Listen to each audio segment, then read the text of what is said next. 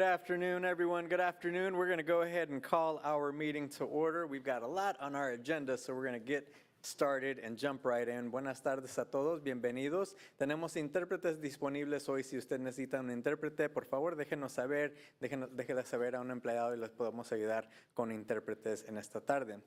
We do have language interpreters, different language interpreters available for today's meeting. If you do require an interpreter, please let one of our staff members know, and we'll make sure that, that we have an interpreter support you this evening. Welcome, everyone. Today is Tuesday, May 27, 2025. 5:02 p.m. We'll call our regularly scheduled board meeting to order today, and as we do at every board meeting, I'll read our board norms and protocols. We agree to respect differences of opinions in making decisions for the district, to follow best practices in managing the superintendent and the management of the board itself, to stay on task when conducting business for the district, including while at board meetings, to never surprise the superintendent or each other when conducting official business of the district, to read these norms at the beginning of each board meeting and at board workshops as a reminder of how to conduct our meetings, and to continually self-check to determine if we're following our norms when conducting district business. We've got a lot on our plate today. Just a reminder, and I'll remind folks as you come up to the microphone, please make sure that you speak into the microphone. You can move the microphone around, board members, staff, any guests that are present. Just make it a little easier so that folks who are watching online can hear you. So just make sure you step into the mic, speak into the mic, and move it around if you need to get a little closer to you. With that, again, thank you, everyone, board members, board colleagues. I hope everyone had a great, restful holiday weekend, and we're back to getting to business today. So with that, Ms. Smith, would you please do a roll call? Yolanda Clark, Randy Lopez, Randy Lopez, present. Robert Marlin Jr., Robert Marlin Jr. present. Wanda Brownlee Page, Wanda Brownlee Page, present. Rachel Russell, Rachel Russell, present. Dr. Nguyen. Dr. Nguyen, present. Thank you. Thank you. Is there a motion to approve tonight's regular agenda? So moved. Second. Moved and seconded. Questions or discussion? Hearing none. Ms. Smith? Yolanda Clark, Randy Lopez, Randy, yes. Robert Marlin Jr., Robert Marlin Jr., yes. Wanda Brownlee Page, Wanda Brownlee Page, yes. Rachel Russell, Rachel Russell, yes. Dr. Nguyen. Dr. Nguyen, yes. Thank you. Thank you, board. All right, jumping right into our agenda, we have our awards and recognition section 2 on our agenda. Dr. Jones would invite you to the podium as we start our celebrations. Good afternoon, good evening, and welcome.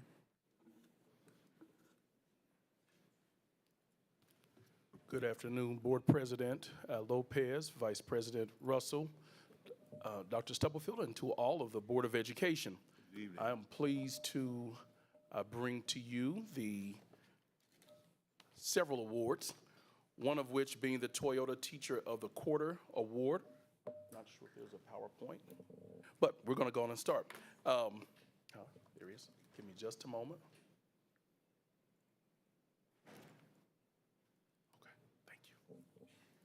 Thank you so much. Okay. All right then. We're going to first of all start with the Toyota Teacher of the Quarter.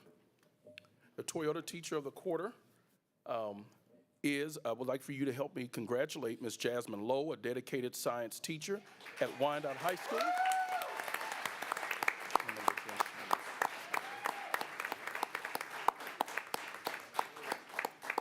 She is our 4th quarter Toyota Teacher of the Quarter. Daily, I observe Ms. Lowe has detailed lesson plans, increases academic rigor in the classrooms, effectively executes lesson plans, and helps the students achieve success daily in all subjects. She is driven to give the students the best education they deserve. Every day that I leave my building, I am confident that the students that arrived in Ms. Lowe's class received the very best education. Congratulations to Ms. Lowe on being named the Toyota Teacher of the Quarter.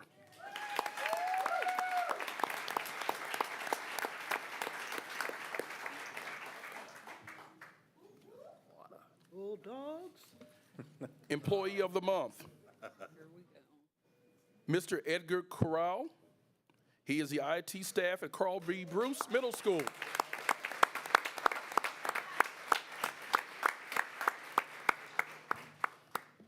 His colleague wrote, anytime I've requested assistance with technology, he not only solves the problem, but exemplifies the qualities of what I consider a servant leader.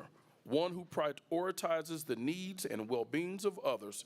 He focuses on serving the students and staff of Carl B. Bruce Middle School. Congratulations.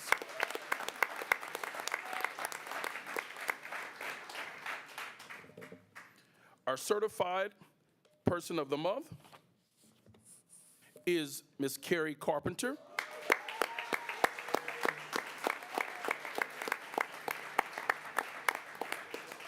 She is an instructional coach. The nomination goes as this. Carrie Carpenter is the spirit of Lindbergh Elementary. Her positive attitude, attention to detail, and willingness to do whatever it takes to make a real difference in our school community. Carrie's dedication helps create a place where teachers feel supported and students have what they need to succeed. That was submitted by her principal, Dustin Wiley. Congratulations to our employees of the month.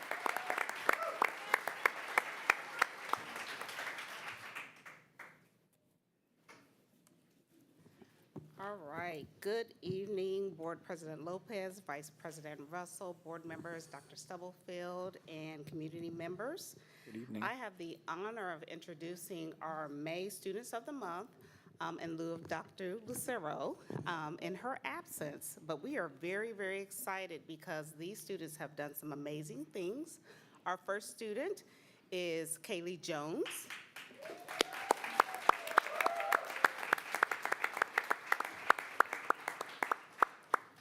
Kaylee Jones attends KCK Early Childhood Center. As she gets ready to come up, she was nominated by her teacher, Amelia Carter. And here are a few things that were said about Kaylee.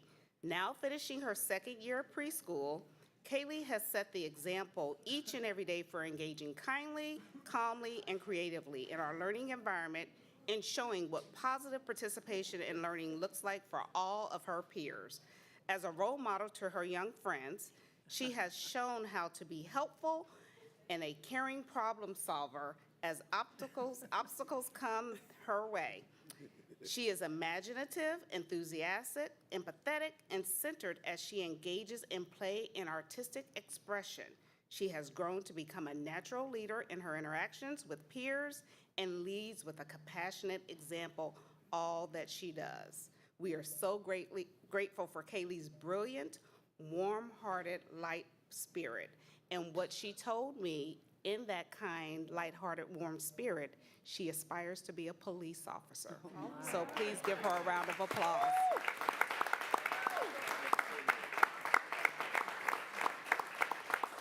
Our next student, King Antonio Peterson from Lindbergh Elementary.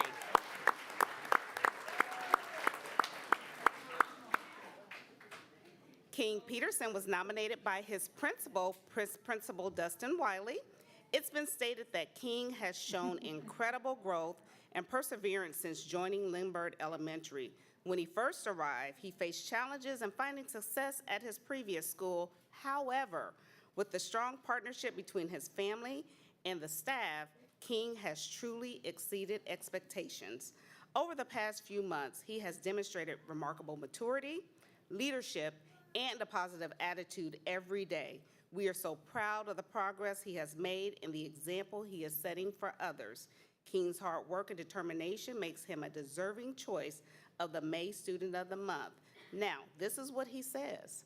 He loves math, but he really loves making these great choices and being nominated because he gets to go home and watch his favorite TV shows. Let's give King a round of applause.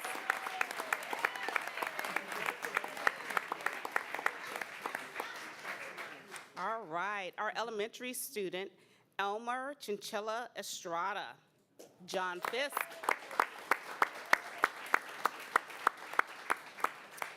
Teacher Tricia Sapel was honored to recommend Elmer Estrada for John Fisk Student of the Month, and here are a few things said about him. Elmer is kind. Thank you.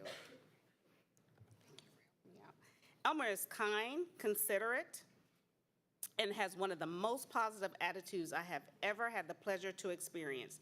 He comes to school each day with a bright smile, a ready mind, and a caring heart.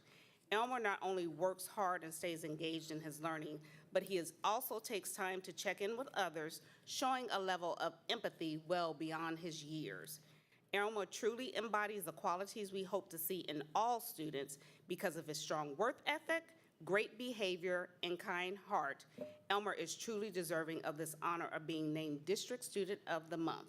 So I will state this. This is the second student on the same evening that desires to be a police officer. Give Elmer a round of applause.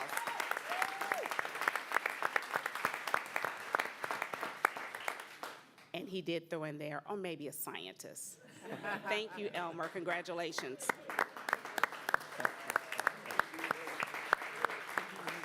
Our next student, Brooklyn White from Eisenhower Middle School. Brooklyn White was nominated by her theater teacher, Gary Bradley Lopez. It was stated that she is one of those students who truly represents the best of Eisenhower Middle School. She is kind and respectful to both adults and peers. Her smile is contagious, and because of it, friends come easy. Brooklyn is an academic all-star, never misses a day of school, is an improving student athlete, and is a strong Eagle Scholar. In my first year at Eisenhower, this is what her theater teacher said, the debate team was rebooted and Brooklyn was one of 4 original debaters. She eventually went on to become a team captain. Although she did not win any tournaments during her first year, she advanced to the semifinalists at the city championships, which is an incredible accomplishment within itself. However, listen to this. Brooklyn didn't quit. Instead, she used last year's challenges as motivation for this year's successes. Her consistency and resilience have allowed her to flourish in this program and become an outstanding student leader at Eisenhower Middle School. Now, what she said, her favorite class is theater because in this class, it allows her to be herself and to have fun. So congratulations, Brooklyn.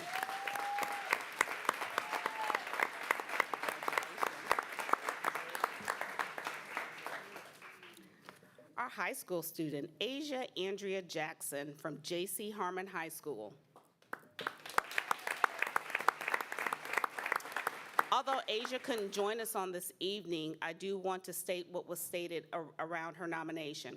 Asia Jackson was nominated by her teacher, Brianna Fant Wright, in the category of Outstanding Academics. Her teacher shared the following: "It is with great pride and admiration that I nominate Asia Jackson for the Student of the Month. Despite the unique challenges she has faced as a young mother, Asia has refused to let circumstance define her. Instead, she made the courageous choice to return to school, motivated by a deep desire to prove to herself and her child that anything is possible through hard work, dedication, and an unwavering belief in oneself. Throughout her academic journey, Asia has demonstrated extraordinary strength and maturity. She has consistently maintained her focus on her studies while expertly balancing the responsibilities of motherhood. Asia's story is one of hope, resilience, and inspiration. She stands as a shining example that even when life presents unexpected challenges, success remains within reach for those who refuse to give up. For those reasons and many more, Asia Jackson is an outstanding choice for the Student of the Month at Harmon High School."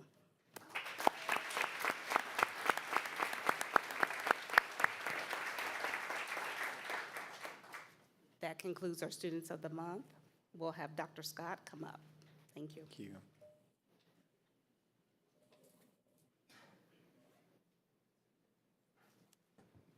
Good evening, President Lopez, Vice President Russell, board members, and Dr. Stubblefield. Good evening. It is my honor to introduce the ISBE team from Central Middle School. This team is proudly sponsored by Ms. Jody Reno with the support of Principal DeLiesel.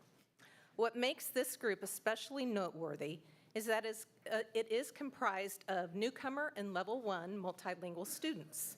Their participation exemplifies our commitment to ensuring that every student, regardless of background, has equitable access to high-quality educational opportunities and meaningful experiences that support their individual plans of study. Our students, unfortunately, were not able to be with us this evening, but here are their projects, and we will have them on display during the break.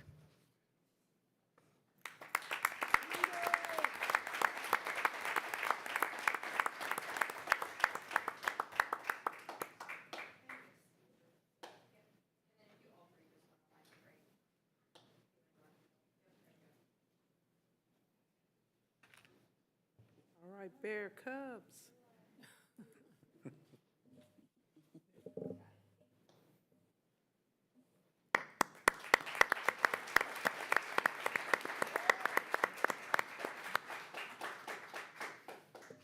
All right, good evening again, and I'm back. I am excited to introduce to you and celebrate Kansas City, Kansas Public Schools Cohort 2 of the Aspiring Principals Academy. This year, 11 KCKPS staff members completed 6 leadership courses and reflections that were also known as episodes. That completion took place October 2024 through May 2025, culminating in a capstone. Aligning KSD's leadership standards, the program's goal was to develop self-aware, feedback-driven leaders ready to transition into school leadership. Leaders who build strong teams, engage in courageous conversations, and bring out the best in others. Just as important, it fostered a collaborative learning community focused on reflective growth and strength, leadership competencies. Our first cohort member, and we're gonna go pretty fast, but please make sure once we get to our 11th cohort member that we give them a huge round of applause. I want to first introduce to you Julie McEthron, who's from KCK Early Childhood Center.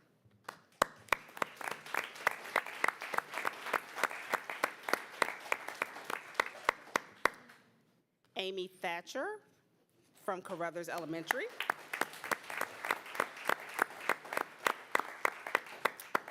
Zoe Clock, from Frank Rushton Elementary.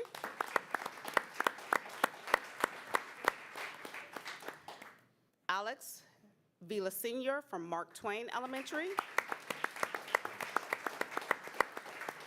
Aaron Pence from New Chelsea Elementary.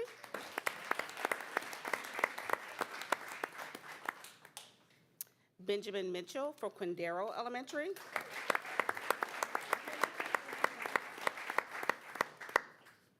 Mandy Maslak from Stony Point North Elementary. Catherine Carter from Argentine Middle School. William Brewer from SFL Sligo High School.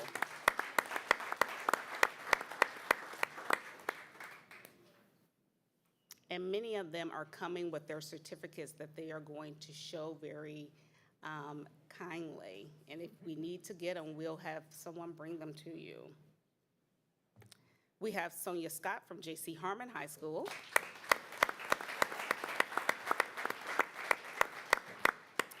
And Jill Shannon from Sumner Academy. As inspired by Ralph Nader, the function of leadership is to produce more leaders, not more followers, especially those who dream bigger, reach higher, and believe every child deserves excellence. So congratulations to the second cohort of the Aspiring Principals Academy. Congratulations to the Leadership and Learning team that was persistent and allowed this to take place and providing you all the courses. And we are beyond proud of your contributions and the work that you do each and every day for Kansas City, Kansas Public Schools students and our staff. Thank you. Congratulations.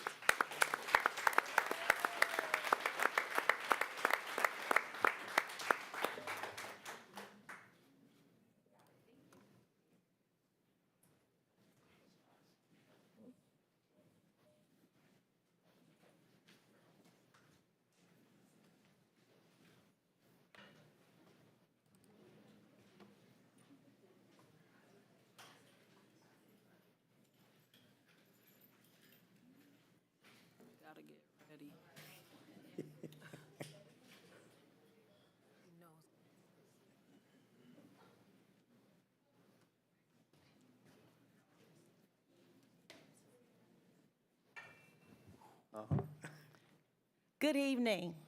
Good evening. I'm Crystal Watson. I am the Executive Director for the Kansas City, Kansas School Foundation for Excellence.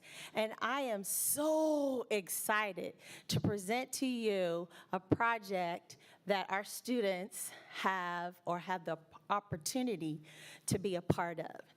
It is in partnership with Build On, Kaufman, and of course, the Real World Learning. This is a Real World Learning project. This is also sponsored by the Foundation, J.E. Dunn, and Kaufman. So at this time, I'd like to present to you Nevaeh Williams. She's going to make a small presentation. Good evening, board members. My name is Nevaeh Williams. I am an upcoming senior at Sumner Academy. Just a little information about Build On. They have been doing this since 1991, where they've been going around to third world countries and building schools to decrease the amount of poverty, but also illiteracy within the community. I'd like to introduce you to the people who will be joining me on this track. We have Johnson, who is the engineering teacher at Sumner Academy. We have Anastasia Davis, who is an upcoming senior. We have myself, we have Morgan House, we have Chris, Gabby, and finally Kines, who will also be joining us on this trip.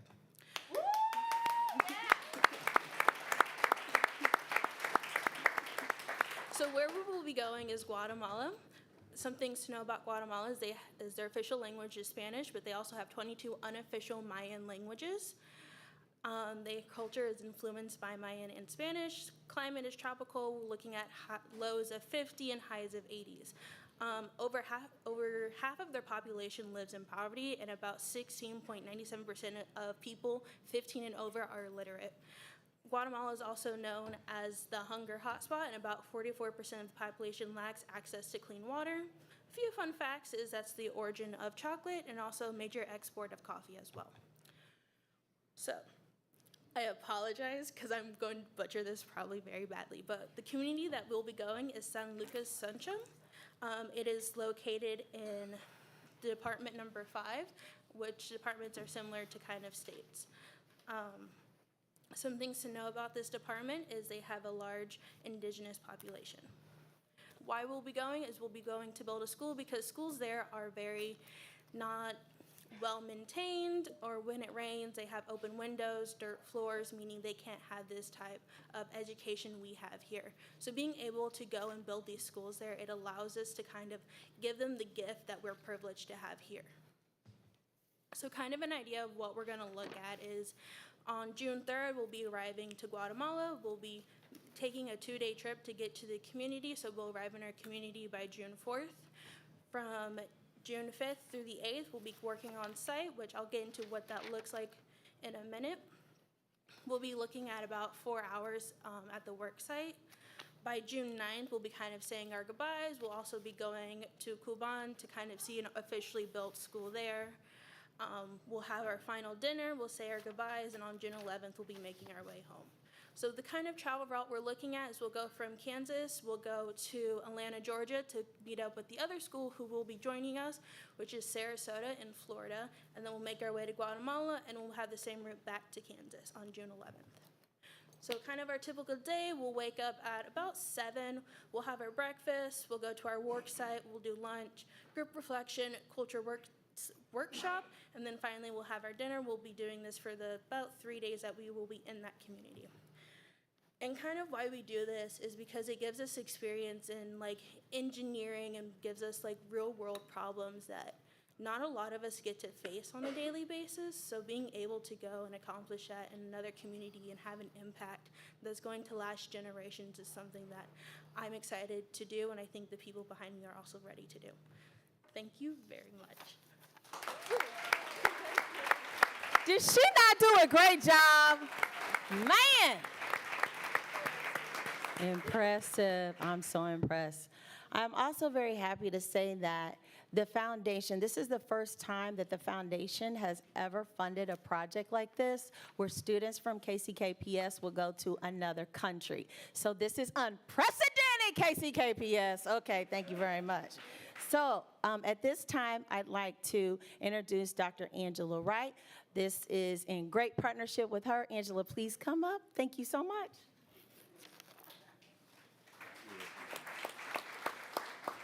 Good afternoon, Board President, Ms. Russell, Dr. Stubblefield, and board members. I don't know what to say because I think they said it all. I was very excited that Crystal came to me and talked to me about this project, and I was excited to know that Kaufman was able to help support the students in this Client Connector project. Board members, I left a book for you, and it explained what a Client Connector project is. So our students will be getting endorsements, but anytime a client come to them with a problem, and our students are there to help fix that problem, it's exciting. And so for our students to be able to go and help build a school, that is a lasting impact that will touch the students in that new building, but also our students who are participating in the building. So I'm just excited that Kaufman and Diploma Plus had their hand in it as well.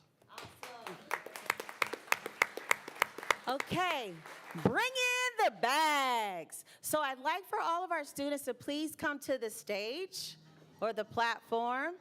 We are so excited. So the foundation is providing all of our students with a backpack full of supplies. So each student will get a backpack, and in that backpack, did you all get, let's see, I need it. I'm gonna tell you what's in the backpack. Work gloves, a hat visor to protect them from the sun, a gift for the family host that they will stay with.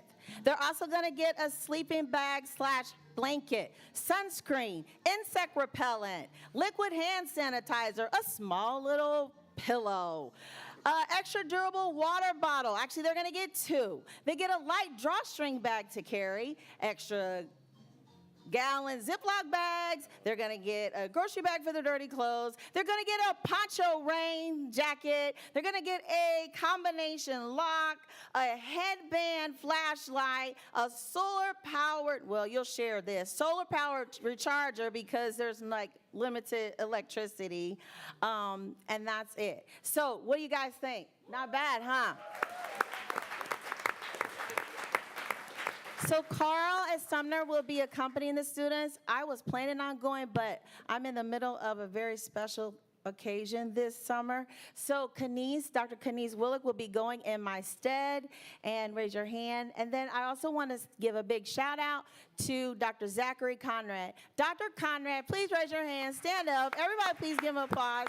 Dr. Conrad brought this to Dr. Willick and I, and we're so excited that he introduced us to Bill Don to allow these students to go to Guatemala. I think this is awesome. And you know what is even fascinating is, look at all the women up there, y'all. Women in construction, they get a round of applause. And so young man, you think you can handle this? You can handle being with all these women, right? Yes, you can. You can handle it. Yes, you can. I can see he's smiling. So let's give them another big round of applause. Thank you, Board of Ed. Thank you, Dr. Stubblefield. Okay, who? Said, did you talk about we're looking to add another school next year? Oh, yes. So the exciting news is we're already in the works of, this is a pilot. And so for next year, because I don't believe in doing something then you can't carry it on. So we've already begun works to get funding so that we can do another class, a larger group than the 5 that are attending. So that's super exciting, and thank you all, and I appreciate you reminding me that we're not going to just do this year. We're planning on doing it next year. So, and I was just reminded one more thing, that we are going to come back and do a report on the outcome from this event, so they'll come back with pictures and other information. Okay? Thanks so much. I think they deserve another big round of applause and a woohoo, yeah! Woohoo. All right, thank you, Ms. Watson, and congratulations. We're going to take a brief recess so that we can take pictures with our employees and students of the month, and we will be right back. Thank you.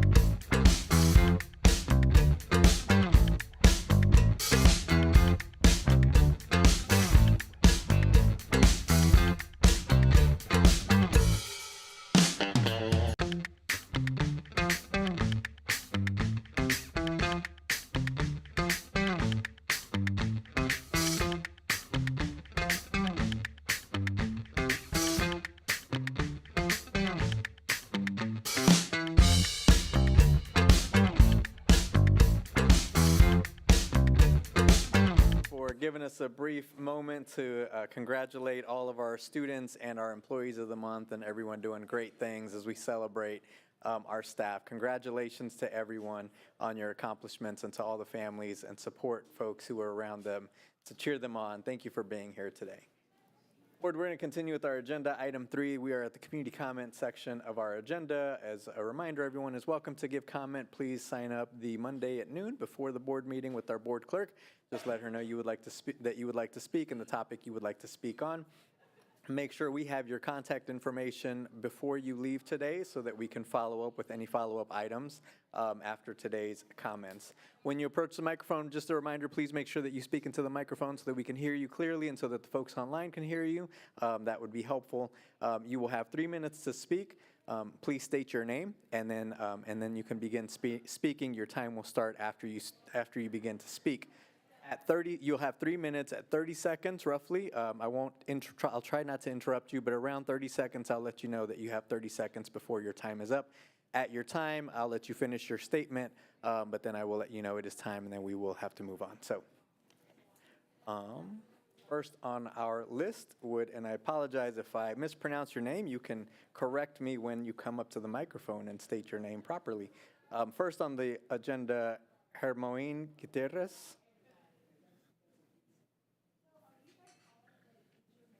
Hermoine Gutierrez. Okay. Next on our agenda, Scott Harding. Scott Harding. Okay. Next on our agenda, Nikki Actipis. Nikki Actipis. All right.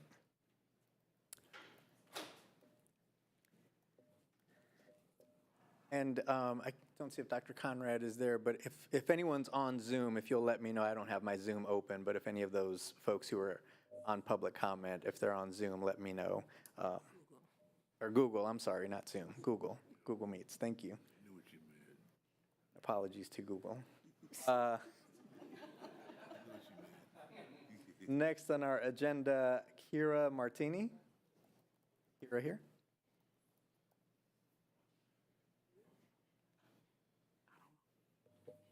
Hello.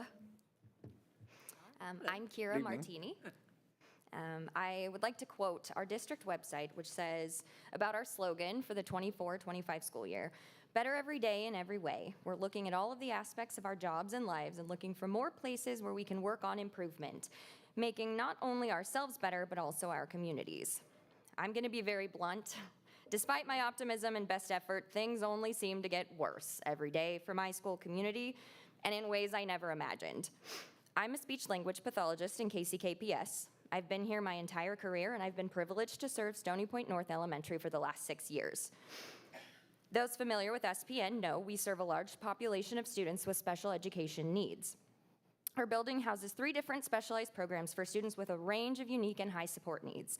Historically, the culture of inclusion and empowerment at SPN is something you truly have to experience to understand. There's been a lot of struggle over the years.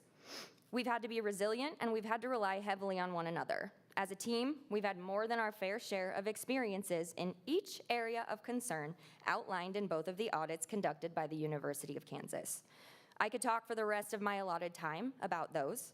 I could talk about how my workload became unsustainable a long time ago, and how my loved ones have practically begged me to find a new job.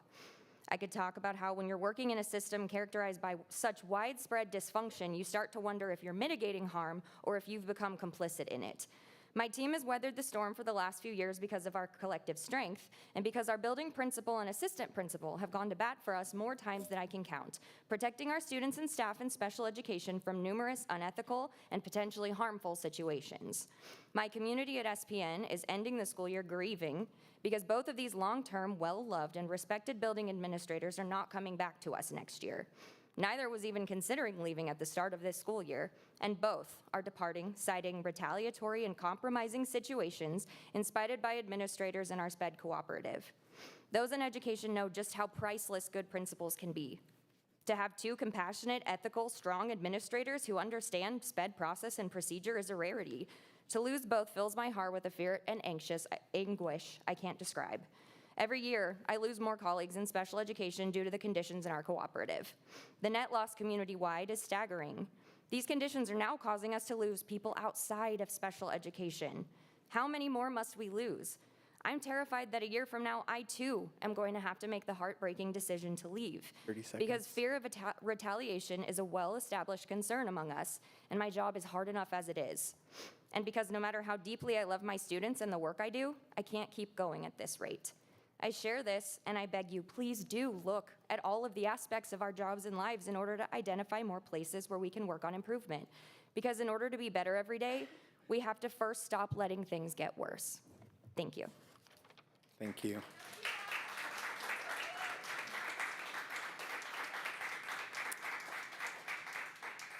Thank you. Next, I'd invite Carlotta Conklin to the podium. Carlotta Conklin. Okay. Next, Adrienne Miller.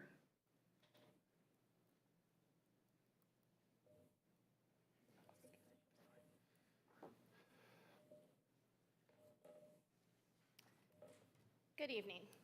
My name is Adrienne Miller, And and I please, proudly... I'm sorry, Ms. Miller, can you please go ahead and pull the mic a little closer to you so we can hear you? Thank you so much. That's usually not an issue. Okay.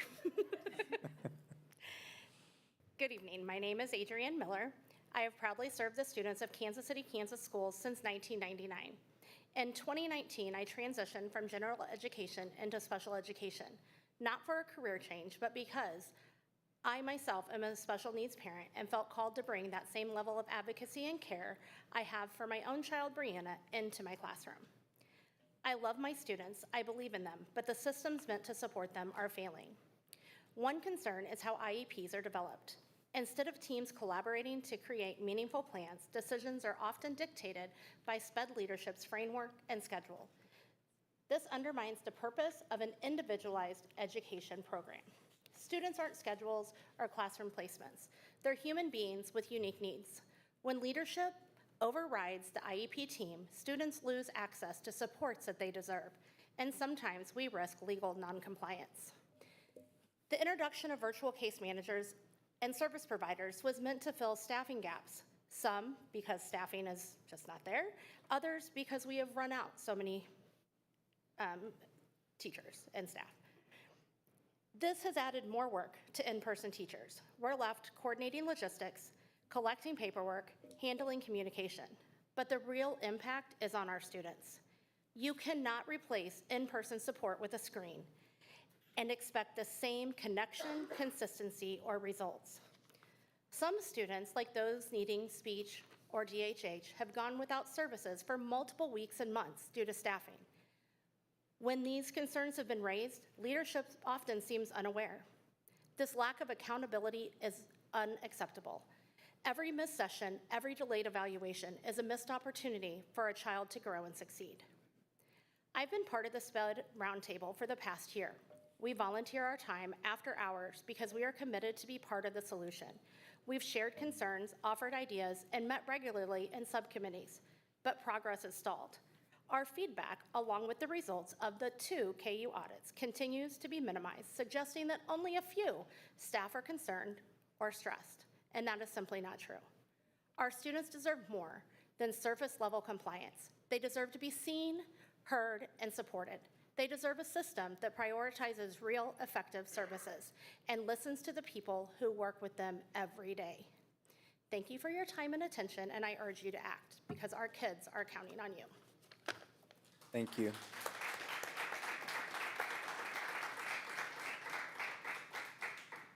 Next, I'll invite Kristen Shuck to the podium.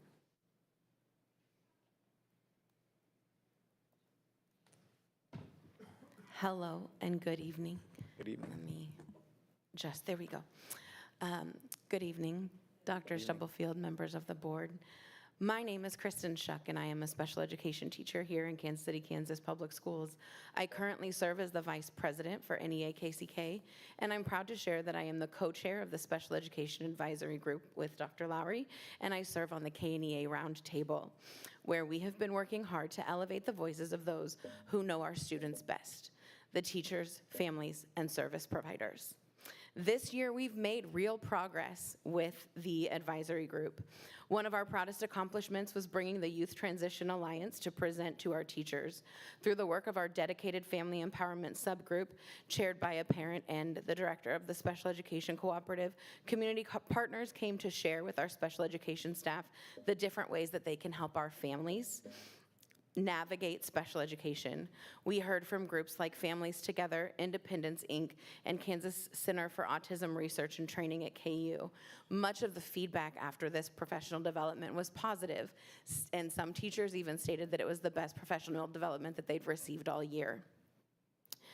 Through our staff support subgroup, we started a section of our SPED newsletter called Look What We Can Do, where special education staff can nominate their colleagues for going above and beyond, or highlighting a process or resource that their colleagues have created that have made the work easier.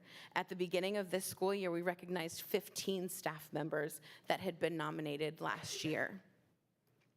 The KNEA Roundtable has been working hard all school year to bring meaningful change to the department. We've worked to streamline the change of placement process, establish a threshold for caseloads and workloads, and specifically define each of our specialized programs. Throughout this work, the group has identified smaller areas where professional development or more training would ease some of the stress our teachers and related service providers feel. But our work is far from done. We've identified 3 areas where we need improvement. First, communication. Too often, information trickles down inconsistently. For example, there was a 6-month stretch where there was no newsletter published for the department. In the past, these newsletters came out monthly with key deadlines and information that would be needed for the next round of professional development. The last newsletter we received last Tuesday had deadline reminders that had already passed and conflicting information about extended school year. This is the official communication that is disseminated department-wide. Second, celebrating success. We have phenomenal special educators and students achieving remarkable things, like a student in a specialized program at a high school that started a professional development with spoken word presenting that they had created themselves. Professional development continues to be a need, and much of it that we get is generic. We are proud of what we have started, but we also recognize the urgency in continuing this work because our students deserve nothing less than our very best. Our students and staff are passionate about the work we're doing in USD 500. In the rooms when we have these discussions, you can hear it. We are proud of our students and their accomplishments. We ask to have a department that uplifts us and amplifies the voices of our students who, for too long, have gone voiceless. We're at time. Thank you. Thank you so much.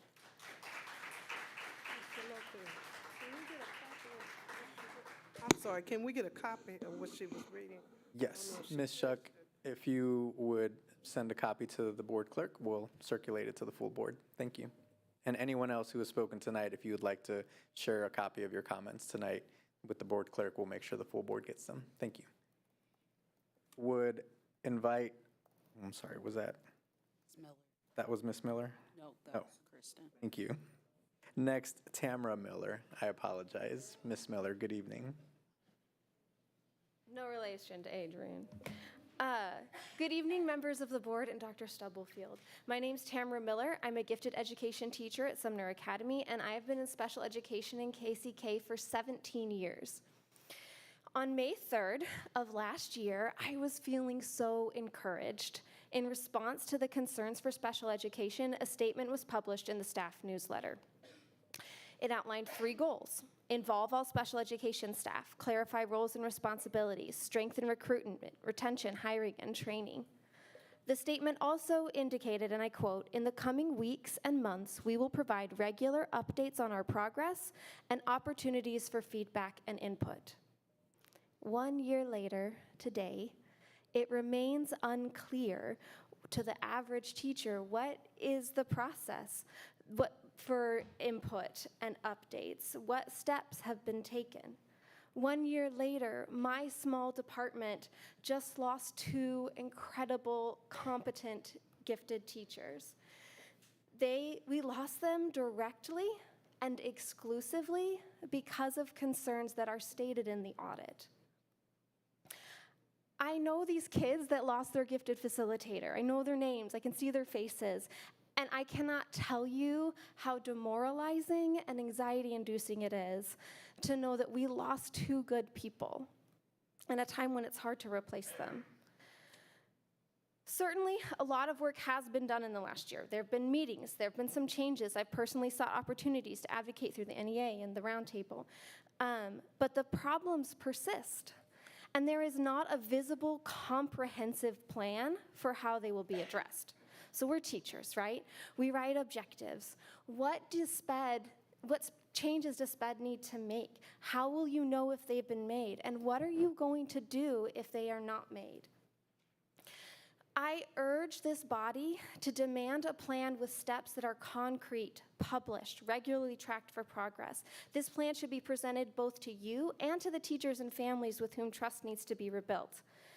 Some examples, there's a SPED advisory group. It could be a better vehicle for the voices of all staff members if selection were transparent and systematically representative, if the objectives were clearly defined and progress on them formally reported, if member names and meetings were published so teachers could pass along concerns. Regarding adequate staffing, how are we tracking our progress? 30 seconds. Vacancies are not a good measure. When positions are simply combined, caseloads are raised, virtual teachers are permitted enormous caseloads. I contend we should never count ourselves fully staffed when students are being served by a virtual teacher. When teachers return in August, they need to know what will be different. When students return in August, they need to know their teacher will be able to give them the time and attention they deserve. Next May, I hope that we can report on the real, measurable progress that we have made. Thank you. Thank you. Thank you to everyone who has spoken tonight. Again, if you would like to share a copy of what you shared tonight in a written form, please submit that to Ms. Leslie Smith, and we'll get that to the full board. Additionally, a member of our team will follow up with everyone who has signed up to speak tonight in case there's any additional follow-up items, and then a report will be given to the board of any of those follow-up items. So again, thank you for joining us tonight, and expect an email or a call from one of our administrators to follow up with you. Thank you. Next on our agenda board, agenda item 4, our consent agenda. Board, is there a motion to approve tonight's consent agenda? So move. Moved. Is there a second? Second. Moved and seconded. Any questions or discussion on this item? Hearing none. Ms. Smith? Yolanda Clark, Yolanda Clark, yes. Randy Lopez. Randy, yes. Robert Marlin Jr., Marlon Jr., yes. Wanda Brownlee Page, Wanda Brownlee Page, yes. Rachel Russell, Rachel Russell, yes. Dr. Nguyen. Dr. Nguyen, yes. Thank you. Motion carries. Thank you. Board, next agenda item is agenda 5. These items have come before the board at least once and are up for action if it is the will of the board. First on the item 5A, it is recommended the Kansas City, Kansas Board of Education approve the contract with Instructure, Inc. for parchment records digitization services in the amount of $166,200, non-recurring, to be funded by contingency funds. This recommendation is submitted by Dr. Estrella, Director of the Welcome Center, and Engagement Division of Student Services and Family Support, through Dr. Sarah Lucero, Executive Director of Student Services and Family Support, Dr. Judith Campbell, Deputy Superintendent, and is recommended by Dr. Stubblefield, Superintendent of Schools. So moved. Second. Moved and seconded. Board, any questions or discussion on this item? I've got a question, Mr. Lopez. Yes, Dr. Nguyen. So who has access? Dr. Estrella, can you come and share that? And whatever he answers, are these the only people who have access? Good evening, President Lopez. Good evening. What was the question? Who has access? Who has access to the files? Correct. Yeah, so currently, anybody, can you be more specific about who has access? So we have staff in my department who fulfill transcript requests, graduation requests, enrollment verifications, and we currently use Parchment, which is a storefront that we use, that we've been in contract with them for the past year. And so most transcripts, graduation verifications, enrollment verifications can be verified using our student information system, Infinite Campus. And but there are about 30% of those requests that are prior to 2006 that are not currently contained within the Infinite Campus system. And so most of those scanned files are within a network server where staff have to search, and most of those files are not indexed or cataloged, and so they're difficult to find. They take a lot of time, sometimes multiple staff members trying to find one transcript. And so what this service would do is digitize all those records prior to 2006 and index them and archive them within the current credential library that we have with Parchment. And so, just to answer her question, the staff that's responsible has access, and then the individual, like if I'm requesting my transcript, I would have access to my transcript. Right. Around that. You being the superintendent or you being a private citizen? You being the private citizen. So if you graduated from here, similar to when you go to universities in some school districts, you'll put in the request and then Verify your verify your identity, and then they would send you your transcript. Right, the institution, but you don't have direct access. The student doesn't. The student can request it. No, not request, retrieve. Student can go into the system and get his or her own transcript? They have to request They have to it. request it. Yeah. The student themselves can't retrieve the transcript because they don't Right. have access to the data system. Right. But once they request it, then you provide them access? Is that what you No, said? we send them Provide them the transcript. We send them the Oh, transcript. We send them okay. the record they're requesting. The way you explained it, you sound like you said you could go get it. No, I was saying they can request it, I'm sorry. They can request it. So this is just 83 to 205? 1983 to 205? Yes. Because the about a- ones after that are already digitized. Yeah, so anything from 2006 to the present are already accessible through Infinite Campus. Anything prior to 2006 are not accessible through Infinite Campus and are not in a way that are indexed or searchable, easy to find. So usually we have to usually takes about 15 to 20 minutes to try to find an individual file. Sometimes it takes longer than that because they're not in a format that's searchable right now. Right. That are indexed, and so that's what the service would do. So if you have anything prior to 1983 in request, you still have to go to the old system? Yes. Okay. Thank you. Thank you. Is there a fee for this? Or is it free? Let's say I wanted my transcript. Could I come up No, here? so alumni do not pay for their transcript. We do charge a third-party verification, so employers, institutions of higher education, they do pay a service fee. I think it's like $4.25. And so, but alumni themselves do not pay for their transcript. Thank you. Additional questions or comments? Hearing none, there's a motion and a second on the floor. Mrs. Smith? Yolanda Clark, Linda Clark, yes. Brandy Lopez. Randy, yes? Robert Marlin Jr., Marlon Jr., yes. Wanda Brownlee Page, Wanda Brownlee Page, yes. Rachel Russell, Rachel Russell, yes. Dr. Nguyen. Dr. Nguyen, yes. Thank you. Thank you, Board. Thank you, Dr. Estrella. Next, Board, item 5B. It is recommended that the Kansas City, Kansas Board of Education accept a bid from FDC Contract Flooring in the amount of $325,505 for summer 2025 flooring projects in accordance with the requirements of Board Policy DJED as submitted by Mr. Carell, Mr. Steve Lilly, and Dr. Anna Stubblefield. Is there a motion to accept the bid? So moved. Second. Moved and seconded. Questions or discussion on this item? Mr. Lopez? Yes, Ms. Brownlee Page. I had talked to some janitors, and they were saying, have we ever considered not doing the carpet, using a towel? Because the carpets seem to they're so hard to keep up. And due to some cuts, we don't have the necessary maintenance people to upkeep, that the town may be better. Have we ever considered that?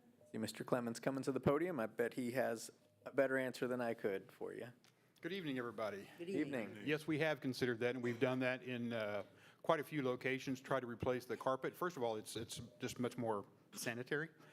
than the old carpet, but there are locations where we will do the carpet, particularly some of our open concept buildings to reduce the noise, but we do try to put in the tile. And a lot of these we are actually talking about tile. Okay, because that's what they were saying. It Yeah. just seems we don't really have enough manpower and to really keep it the way it ought to be. Yeah. The carpet might be better. I didn't know. It just seems we tend to do that, but I was just wondering why with the manpower question, not go with the carpet, go with the tile. Yeah. More so than the carpet. Right, yeah. Thank you. Additional questions? Seeing none, there is a motion, a second on the floor. Ms. Smith? Yolanda Clark, Yolanda Clark, yes. Randy Lopez. Randy, yes. Robert Marlin Jr., Allen Jr., yes. Wanda Brownlee Page, Wanda Brownlee Page, no. Rachel Russell, Rachel Russell, yes. Dr. Nguyen. Dr. Nguyen, yes. Thank you. Motion carries. Thank you. Next item on the agenda board, it is recommended the Kansas City, Kansas Board of Education accept the bid from DH Pace for the purchase of secure entry foyer in the amount of $26,951 for Alfred Fairfax Academy as submitted by Mr. Correll, Mr. Lilly, and recommended by Dr. Stubblefield. So moved. Second. Motion and a second on the floor. Questions on this item, board? Question. Dr. Nguyen. Are we able to get grant for this money, for this project? A safe and secure grant, although it may not be in the same format as it used to be. There's matching funds, blah, blah, blah, blah. I don't know if it qualifies for a grant, but we did not apply for a grant. When we applied for the last grant, it were other items in there, but it wasn't the secured entry. Additional questions? The I board? guess my follow-up, is it too late to see if there are other funds available? It's only 4,500, right? It's 26,900. Oh, 26,009, so 27,000. Which again, it's a matching fund one-to-one, so I don't know. If we're talking about the Safe and Secure Schools grant, we haven't gotten much information on it yet for this coming year. I know that it's going to take a different look than it has in the past. If that's something that we could consider with that, we can explore that. But the only concern is putting this off and getting it. No, I didn't say put it off. I'm just saying, are there other funds available? I mean, if you get a grant, you don't have to pay these funds, but. As of right now, there's not an available grant that I'm aware of anyway. Okay. Well, inquire. Thank you. Additional questions from the board? There's a motion and a second on the floor. Ms. Smith, roll call, please. Yolanda Clark, Yolanda Clark, yes. Randy Lopez. Randy, yes. Robert Marlin Jr., Allen Jr., yes. Wanda Brownlee Page, Wanda Brownlee Page, yes. Rachel Russell, Rachel Russell, yes. Dr. Nguyen. Dr. Nguyen, yes. Thank you. Motion carries. Thank you, board. Next item on the board, or on the agenda, I'm sorry, Board 5D. It is recommended the Kansas City, Kansas Board of Education approve the purchase of law enforcement officer body-worn ballistic vests from ABM Supply in the amount of $25,245 in accordance with the requirements of Board Policy DJED as submitted by Chief Khatib, Mr. Lilly, and recommended by Dr. Stubblefield.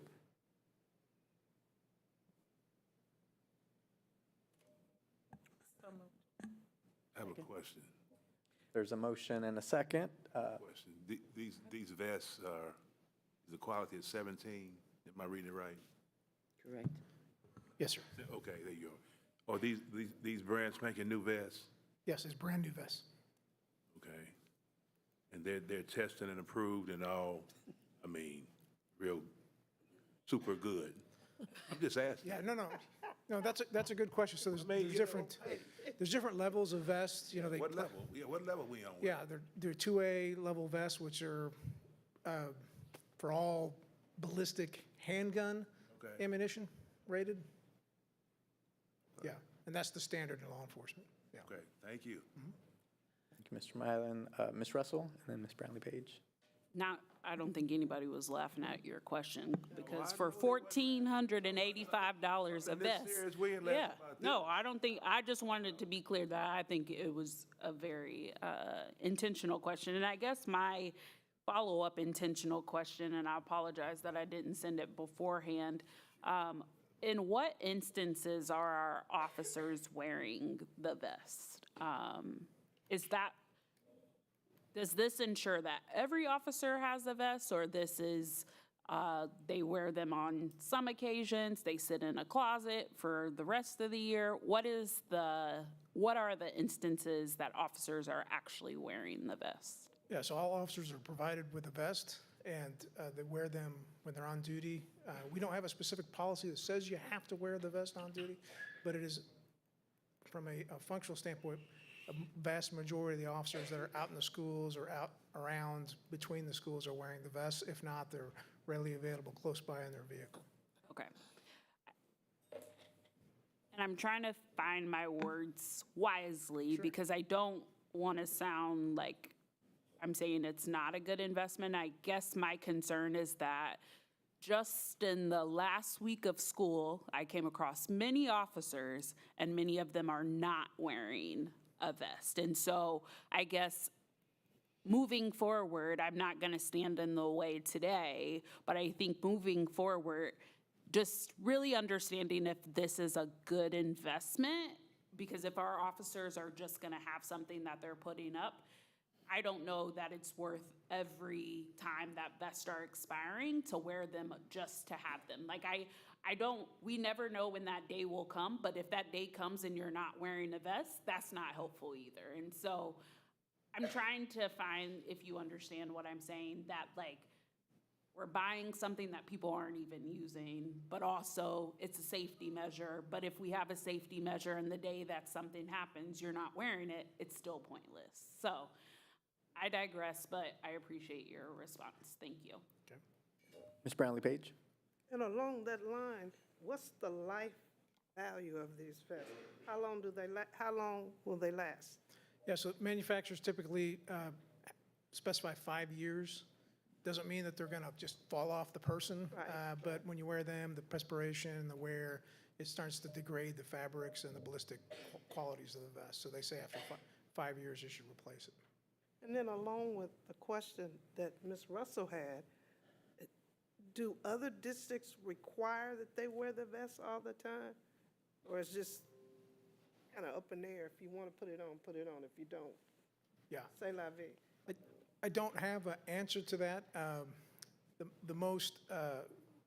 The answer I can give you that comes with the most candor is, ballistic vests are something that's a staple of law enforcement, whether you're in the schools or not. There are some cultural challenges within certain departments in terms of whether they feel they should wear vests or not. We haven't really crossed that bridge internally in our department yet. I'm sure that's probably going to be a conversation we're going to have in the future. But as I stated, there isn't a specific policy that we have at the public schools. Police department says you have to wear the vest. A lot of departments do. One of those things that we're going to be working on in the future is policy and procedures and those kind of things. So that's something to come, but at the very least, we need to at least have this life-saving tool available to the officers that choose to wear them. No, I didn't say don't do it. I was just wondering, what's the general policy? Because I would hate for someone to get hurt. Yes. And then are we liable for that? If their spouse or whomever, I'm just being real. If they don't have it on, they get hurt, who's liable for that? No, I understand. And we gave left it up to them. Wear it if you want, wear it if you do, and then Mr. Going gets more money because he got to defend us and try to figure out a way to work this out. But I was just wondering, you answered the question. I thank you. You're welcome. But just wondering. Thank you so much. Ms. Brownlee-Page, additional questions? There is a motion and a second on the floor. Hearing no other questions or discussion, Ms. Smith, roll call. Yolanda Clark, Yolanda Clark, yes. Randy Lopez. Randy, yes. Robert Mylan Jr., Allen Jr., yes. Wanda Brownlee-Page, Wanda Brownlee-Page, yes. Rachel Russell, Rachel Russell, yes. Dr. Nguyen. Dr. Nguyen, yes. Thank you. Motion carries. Thank you, board. Thank you, chief. Next item on the agenda, Board 5E, it is recommended that the Kansas City, Kansas Board of Education approves the proposal for the purchase of Amitral training systems from ADEX in the total amount of $115,192.45 from the Perkins Grant for the Energy Pathway at Washington High School as submitted by Dr. Angela Wright, Dr. Fernandez Flores, Dr. Judith Campbell, Deputy Superintendent, and is recommended by Dr. Anna Stubblefield, Superintendent.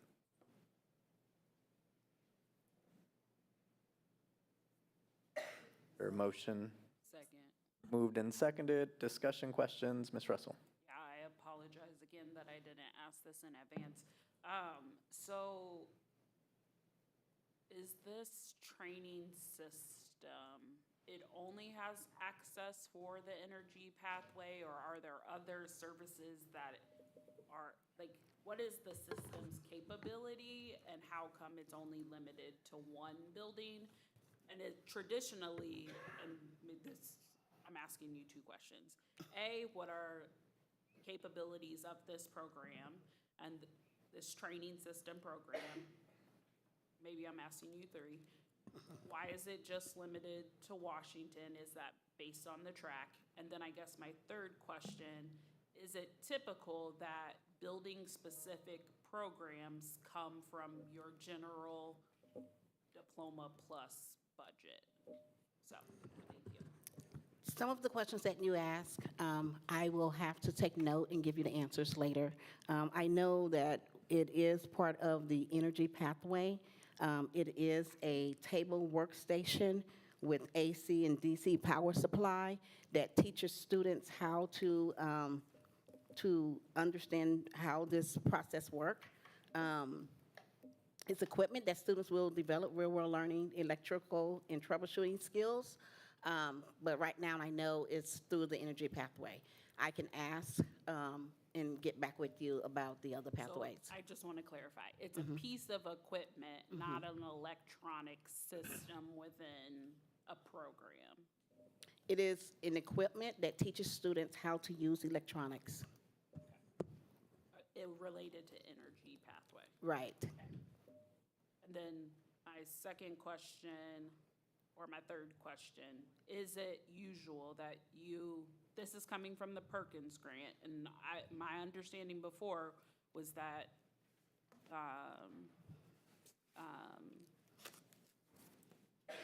RW, career pathway instructors, they have a specific budget that's provided from their principal, and so, but we're taking this out of the This is out general. of right. So Out this is of through yours, Perkins. But is that typical protocol, or that's not? For this pathway, anything dealing with CTE, when we're buying equipment or resources that that we use for CTE support, it comes through Perkins. Okay, and everyone has access in this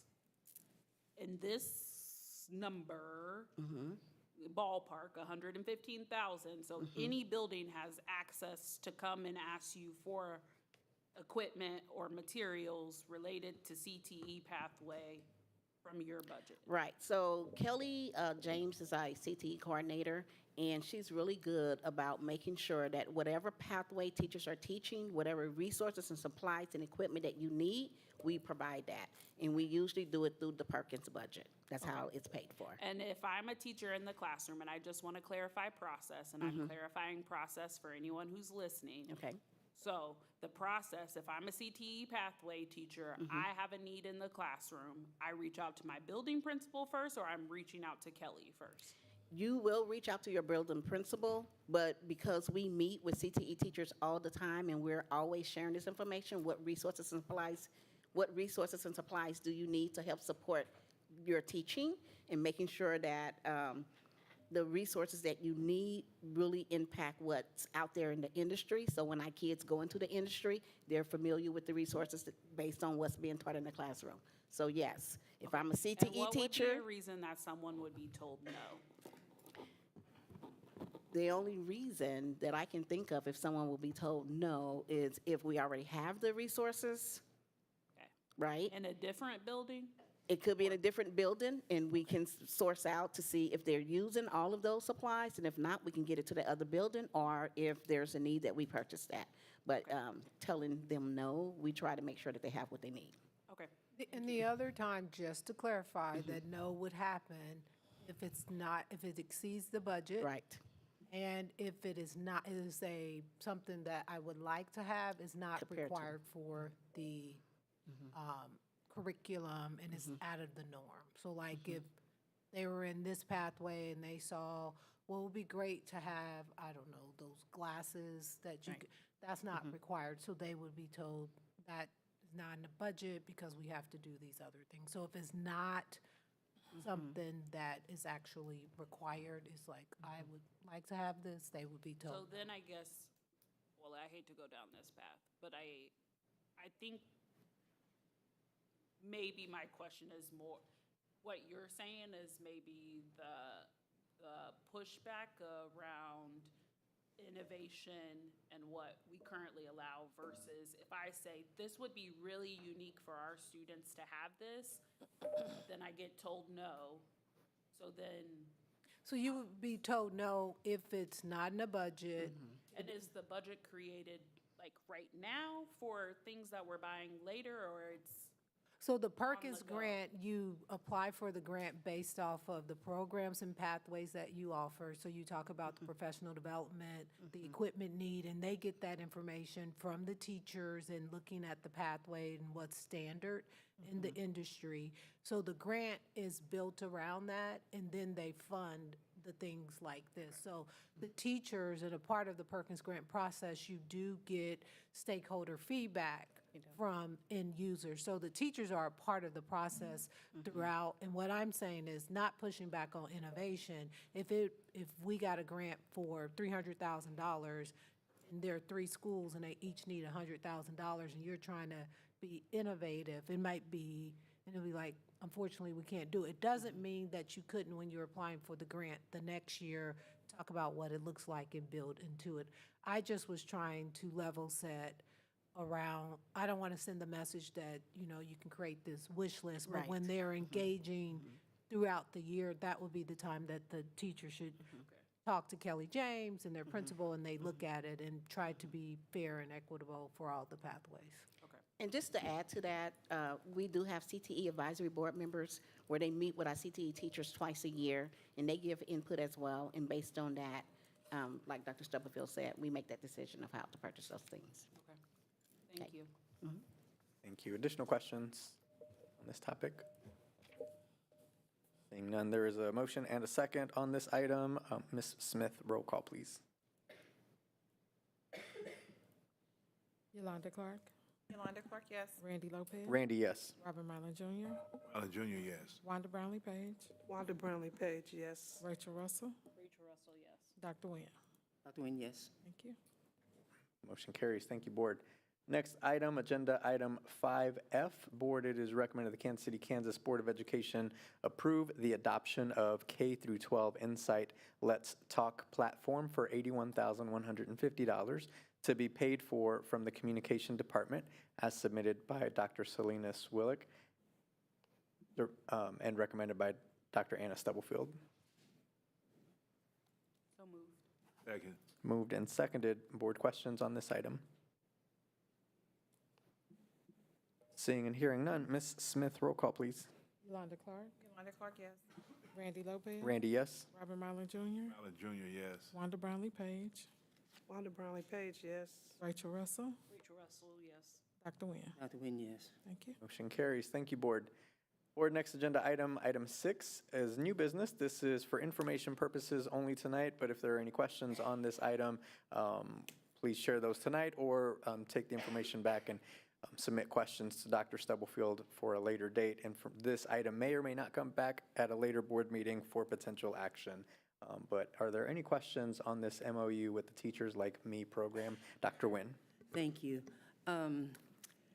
It says that TLM will develop a strong instructional pedagogy. Have we seen the pedagogy? Dr. Jones will come forth and answer that.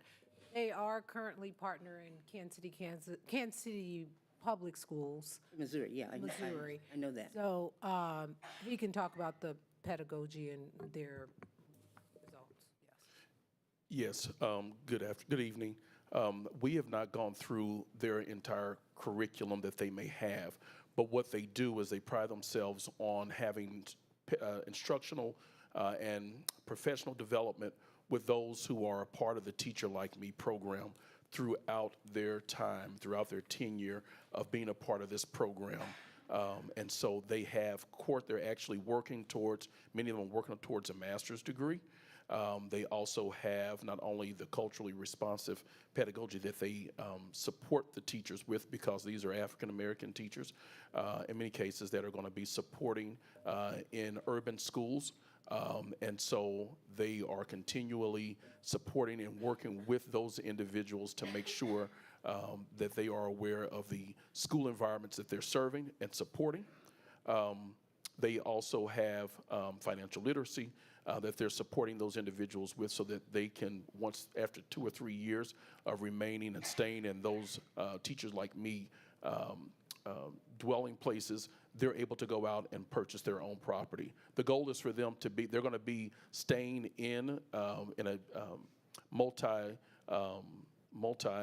residential place, probably a townhome, right here in Kansas City, Kansas. So they stay in the actual community that they are supporting, and then also they're teaching. Okay, thank you for all that. Yes, Now, ma'am. go back to what I asked, is that have you seen the pedagogy? Have you seen examples? How long have they been in Kansas City, Missouri? They've been in Kansas City, Missouri, I believe, at least about 3 years. Okay, so This during program. that time, have you or anyone, and can we access their pedagogy, examples of their pedagogy? I don't have that with me right now, but I can make sure that you get access to their pedagogy, absolutely. And then the $15,000, what is that for? So the $15,000 covers for the full 3 years. It's a one-time payment that's made, and that allows them to be able to support those individuals with part of the with the residential stay that they have, also with any other additional coursework that those individuals are going to be leading, anything that's attached to that program. It's a $15,000 one-time commitment. They're finding these teachers, they're going out and recruiting. Teachers Like Me recruits these teachers from various schools, normally from your historically black colleges and universities, but they're not only relegated to the HBCUs, but they are recruiting individuals from universities all around the country. But this is an investment, a $15,000 investment for 3 years. That right there is the commitment that we would offer. We also then, of course, bring those individuals on. They will become teachers. They're certified teachers who will be teaching in our classrooms in some of our areas where it's hard to fill. Okay, let me go back to what you just said. Is it for their travel to recruitment, to recruit teachers? It's not just for their travel. This is for all of the things that they would do to recoup their money. This is an organization that takes their money and they find property. They ensure that these individuals are able to stay in the communities that they live in, and so they will take care of their living. They'll take care of their cost of living in those particular communities, for instance, here in Kansas City, Kansas. So part of that $15,000 would be for the person's rent? It could be included as part of that as well. It's whatever Teachers Like Me will use that, as well as with whatever curriculum, whatever training, development that they're also using. Those things are going to be invested in that. Okay, do you know how the $15,000 is transacted? Meaning we give you $15,000 and then is there a record of how you spend it, or you just spend it? I could make sure that they can provide us with how that is exactly spent. If you want to get it dollar by dollar, I can work with that. General, Yeah. I mean, we're only doing 3, right? So it's 45,000? Up to three. So it may just be 2. And we only pay that based on the usage. If we had 3, there may have been 1 that may not be moving on with the program, and so we may only have 2.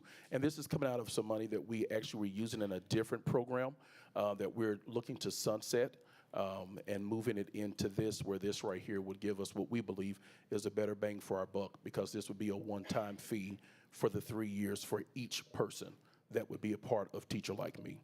So, Dr. Nguyen, and I mean, you can check with them to see, but I would say that the 15, they wouldn't necessarily give you a line by line Right.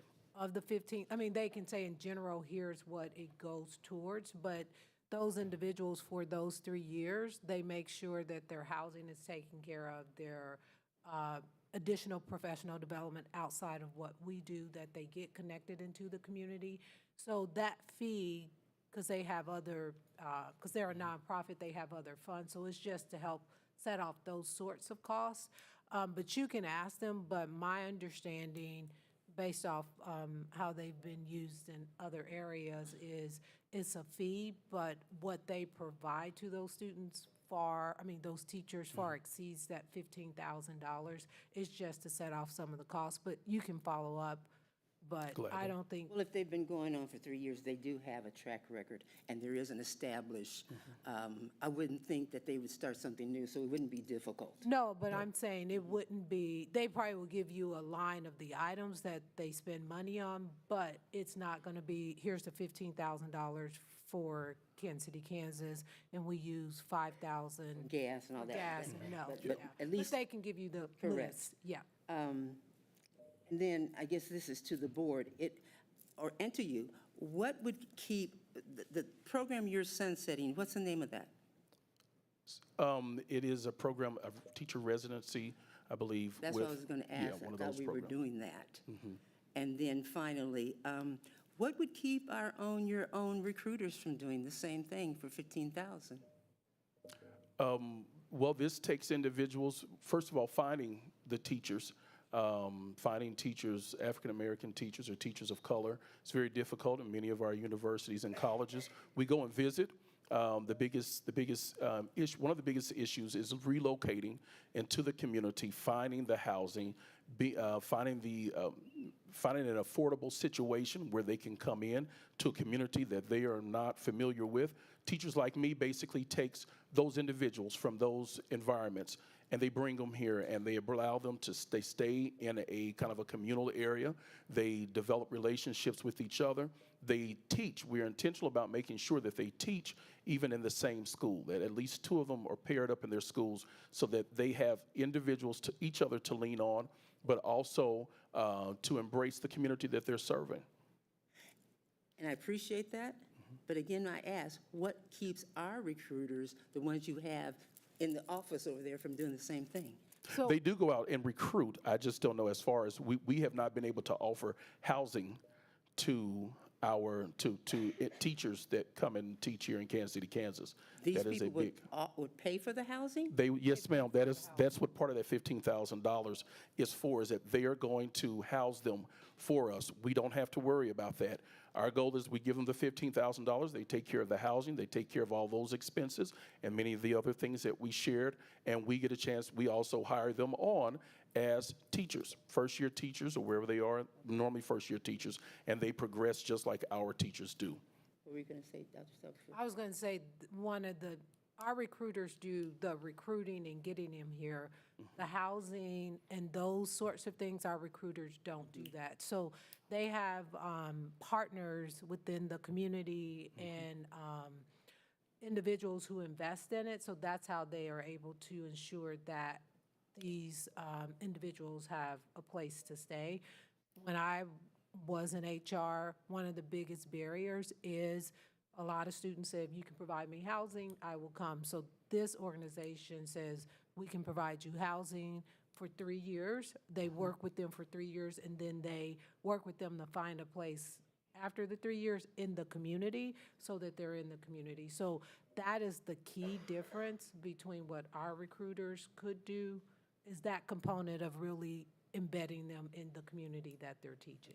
And last, I guess, question for you. Thank you. Yes, ma'am. How successful was the, what'd you call it, resident program? How successful was that? It was successful. We have teachers that continue and went through that program. That program is more expensive, and they don't offer this other component. So this, when they were looking at Teachers like me have been very strategic, and they didn't like just open themselves up. They're selective about districts who they work with. So when we were a part of that program, teachers like me said they didn't have the capacity at that time to take us on, so because they wanted to ensure the success of those. So it's still successful. This one is just less expensive, and it, ensures that they're living in the community where they teach. Okay, thank you, thank you. So are they required, if we're doing this for 3 years, do they owe us 3 years back? They teach with us during Yes, that ma'am. entire 3 years. Yeah. Yes, ma'am. And they And do. hopefully beyond that, because they help them to find housing in the district after the 3 years, that they have worked with them to save and do things so that they either can become a homeowner or figure out, so that they become a part of the community that they're working in. So yeah, they teach with us those 3 years. No, that wasn't her question. Should they? I want to know, in some places, if we're providing all this assistance, they came for 3 years, they owe us 3 years. They would have to stay for 3 years. Which would In end some up as programs. 6. They'd have a commitment, just like you have a service scholarship. You understand. I understand what you're saying, but we're not giving them the money. We're paying this organization that, and that's the 3 years that they are committing to. But I think if you look at their data, those individuals stay well beyond those 3 years, because during that time, they're working so that they are part of the community and providing support.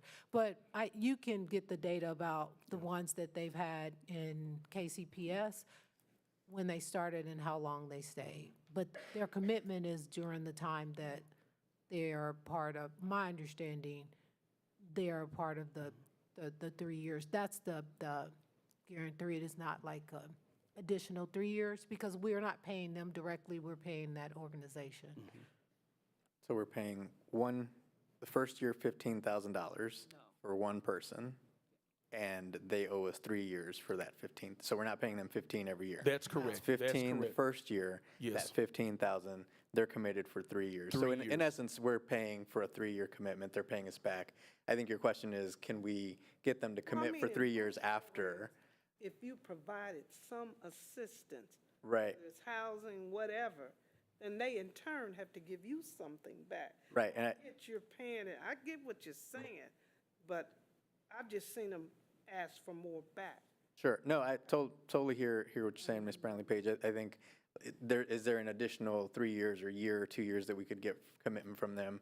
I don't know if that's something we could work out with the program, but I know what I'm hearing is 1 year, 15,000, they commit to 3 years in our community, in our district. So there is that initial 3-year commitment. I think you're asking for additional time that they could commit, which isn't a bad thing. There's data in Missouri that we can get that would document they came and they're still here after 3 years.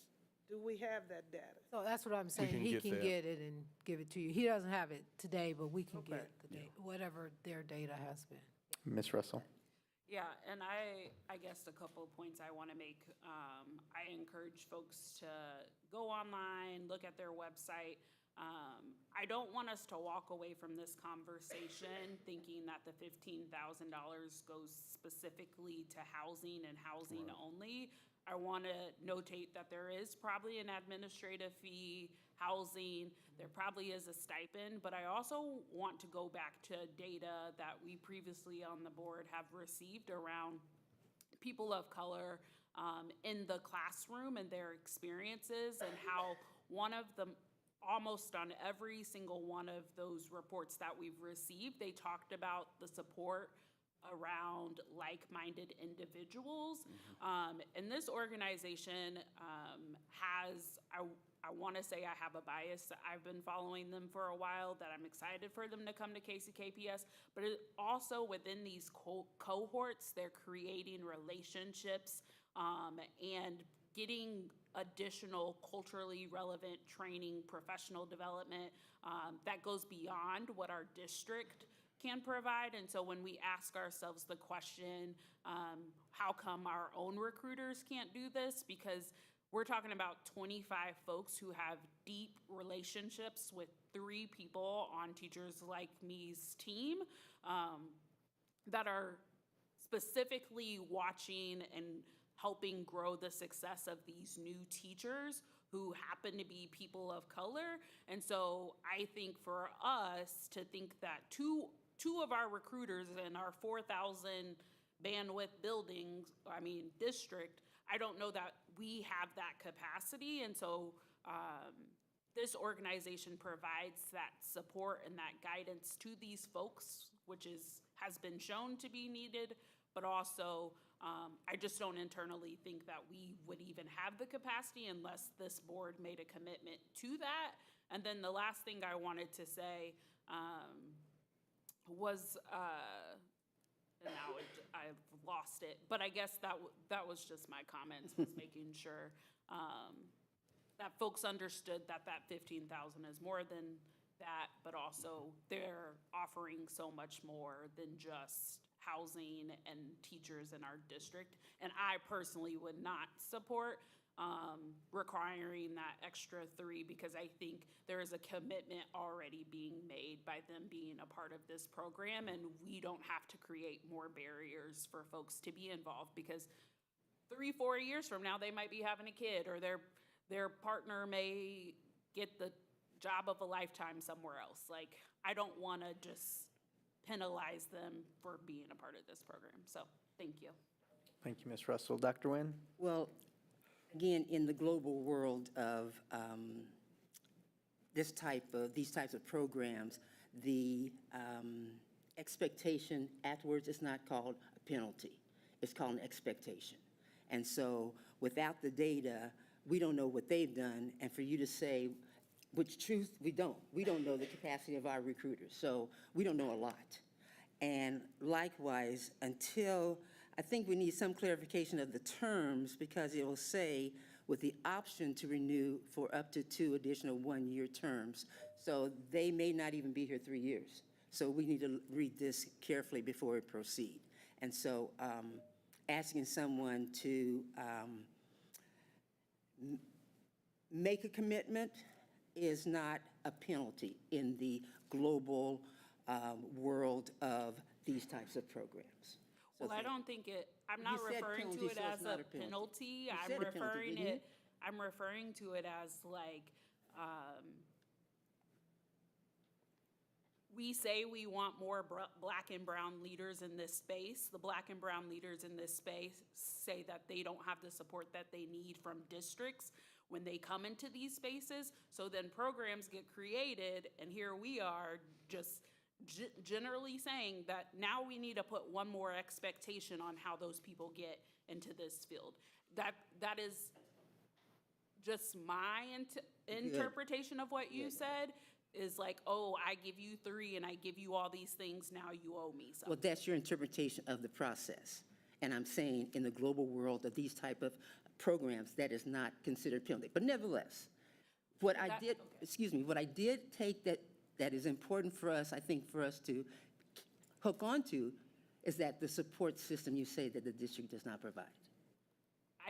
I can tell you our recruiters, based on the travel and professional development that I see that they attend, I wasn't talking about that capacity. I didn't hear that as the capacity of the recruiters. I heard you say that as the capacity of the district, that the district perhaps lacks in the support systems. Am I correct to hear this what you said? In the support system. Okay, yes. and I would say then we as a board need to hook onto that and correct that gap. Would you agree? Would you? That's a yes/no but question. I think this is a conversation that we often get into. We want more, but then we No.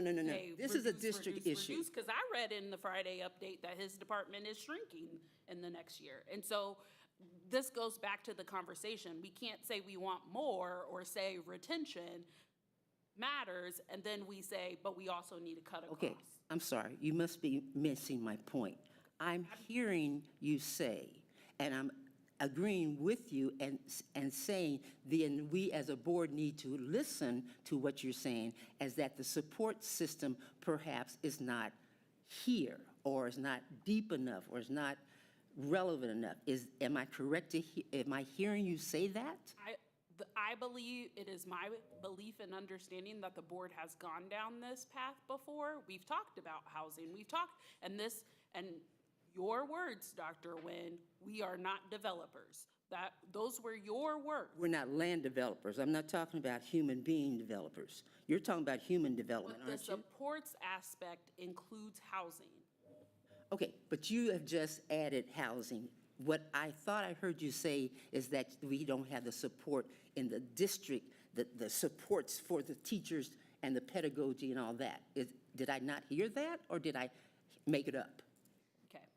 No, it's a yes, no question. Did I hear it, or did I make it up? I don't think you're hearing what I'm saying. So Am the I hearing supports that that I'm talking about is housing? are financial. As long as we have a salary that's at 50,000, it's very hard. Respectfully, I would like to continue this conversation, because you're just going all over the place and not coming back to the support system. I thought you said the teachers needed to stay here. So I think, and so I'll just jump in real, and what I think I'm hearing is support systems globally, in terms of there are different pieces to the support system: financial, housing, supports internal for staff, which I think you were mentioning, Dr. Nguyen. So I think there's a lot to unpack there that, to your point, that the board has to unpack. What do we mean by support, and how do we better support our staff, both at the leadership level, in the classrooms, and beyond? We hear that a lot from our teams when we do culture climate surveys. So I think there's some pieces that we need to unpack there, including financial, housing, and some other pieces. So I'm going to wrap us back to the item. Are there additional questions on this item? Again, no action being requested of the board today. Good conversation, board. If you have additional questions, which was great. I was enthralled by the to conversation. be continued at a board retreat, when we can make some serious commitments. Are there additional questions on this item tonight? If not, if you have questions, please submit those to Dr. Stubblefield, and we'll make sure we wrap back around. Thank you, Dr. Jones. Okay. Board, we're going to take a quick, before we dive into the department budgets, just to let staff get ready, we're going to take a quick 10-minute recess, and we'll be back here at 7:02, where we will. Lopez, Yes, Ms. Brownlee Before we Page. start, and I don't know if I need to wait till we come back, I would like to ask that we table A, because I don't like when we do budget so late in the evening. It's almost like we're at our national legislative branch, where they did all that at night, and that's not always the best time to do that. And I wish we could pick another date to focus on that and to give it the due diligence that it deserves. So I hear you, Ms. Brownlee Page. I don't think that we're asking the board to make any decisions on any of the department budgets tonight. I think tonight It's was. still a lot to go through. I think tonight we were just presenting the budget so that folks could have their first chance to look at it, ask any initial questions. But I do think bringing them back, if the board doesn't want to review the budget tonight, we can certainly table this item on the department budgets. But we at least wanted to make sure that they were in front of the folks so that we could review them and give folks an opportunity to ask questions tonight. But nothing was expected in terms of decisions tonight on department budgets. I know there's a lot to unpack there, and it is 7 o'clock, so it's up to the board. Can I make the motion? If they vote it down, I'll deal with it. Absolutely. Well, I'd like to make a motion that we table Part A and B for another date. I know there's a finance or budget meeting is June 5th, that we move it to that. Okay, or pick another date and do I'm it fine. at a Do I do? Do I daytime second or it a first? earlier time than this time. Okay, I'll withdraw the June 5th. Thank you. But pick It's only for an another hour. date, and it's earlier in the evening, so nothing else is on the agenda but that. We need to be clear. I know you said they're presenting, but I think it ought to be presented in such a way where we can really think about what we're looking at. Because we could be here all night with that. Okay, I'll second. There's a motion and a second. I'll open for discussion. For clarity, there's nobody presenting any department budgets. They're here for our review. So there weren't folks going to, my understanding, that were going to come up to present the budgets in general. It was just going to be an open discussion. Questions on line items. Correct. We need to have the answers. And Right. there's So, how many budgets? and just to offer an option, so the June 24th meeting is during the day. There's not anything on the agenda. Our goal was to make sure you had all the budgets today. Then staff will do the budget consideration sheets, and they will probably have to adjust them based off the final budget on if the budget increased or decreased. So we'll make sure you have all of that prior to June 24th, but that we were just providing it. So I'm just sharing that June 24th meeting is a day meeting. There's not, I mean, outside of the normal consent and that stuff, there's no other items, there are no recognitions or those kind of things, and it does start at 9 a.m., so. Mr. Mylan. Superintendent basically kind of answered my question. We're not voting on anything. This is just going to be presented to us, and we going to make a basic or concrete decision on a later date. Correct, yeah. Tonight, it's just having the budgets in front of you to ask questions, review, but nothing, no one's presenting budgets. No, we're not asking the board to decide or anything. So certainly we can move. Because I'm in line with Ms. Page was saying, if it's going to be in detail that we're going to go back and forth to have to make a decision, I think we need ample time when we're fresher than we are now. I'm just speaking. Yeah, Me, absolutely. My standpoint. Like it's, When you get talking about budget and monies. Yeah. yeah. And So it's there. I don't think it's an issue. I think what would also be helpful and make the conversation more productive, if there are questions, if you send them in advance prior to the 24th, it doesn't mean you can't ask them on the 24th, but then at least staff can have the information so we're not like, oh, we'll get back to you, like if it's something like that. So if, we don't have an issue with it. You do have the budgets. A couple of them still need to be finalized, so if we update those, we'll make sure you have them well before the 24th. And if you can start to put your questions together, we can make sure that you have a response, and if you have a follow-up question, that's fine as well, or you can ask them that day. But I think that will allow staff time and you time as well. So, yes, Dr. Nguyen. Are there any other budgets that we have not seen? You said a couple departments. No, they're all there. There are a couple, like if you look at them, it shows that they're not zeroed out or like balanced. They still have a negative because they have to go and make some adjustments, and we're still looking at some things. It's like 2 or 3 that are like that. So we'll update those because they still have follow-up meetings. Right. Yeah. And then, okay, because you can't very easily send you a question when perhaps there's a recommendation to, considering some of the comments from other sessions, recommendation to perhaps reduce certain line items. So that's not a question that you can send you. That's something, open discussion, so. Yeah, but like if somebody is like, why did this get increased to that? It'll give us the chance to fill out those sheets, or if you just have a wondering about why were 3 staff from HR streamline, those kind of things. Those are the types of questions, like when you look at them. Do we have the public library's budget? Is I don't it on see there? it there. Public should. If it's there, I could, Yes, It's there, it's there. number 70 on the It's in there. I see school library. Oh, public library, number 70, yes. So I'll just ask, is there any strong objection from board members to bring this back on the 24th? I know there's a motion and a second, but any strong objections? I guess my objection is what is the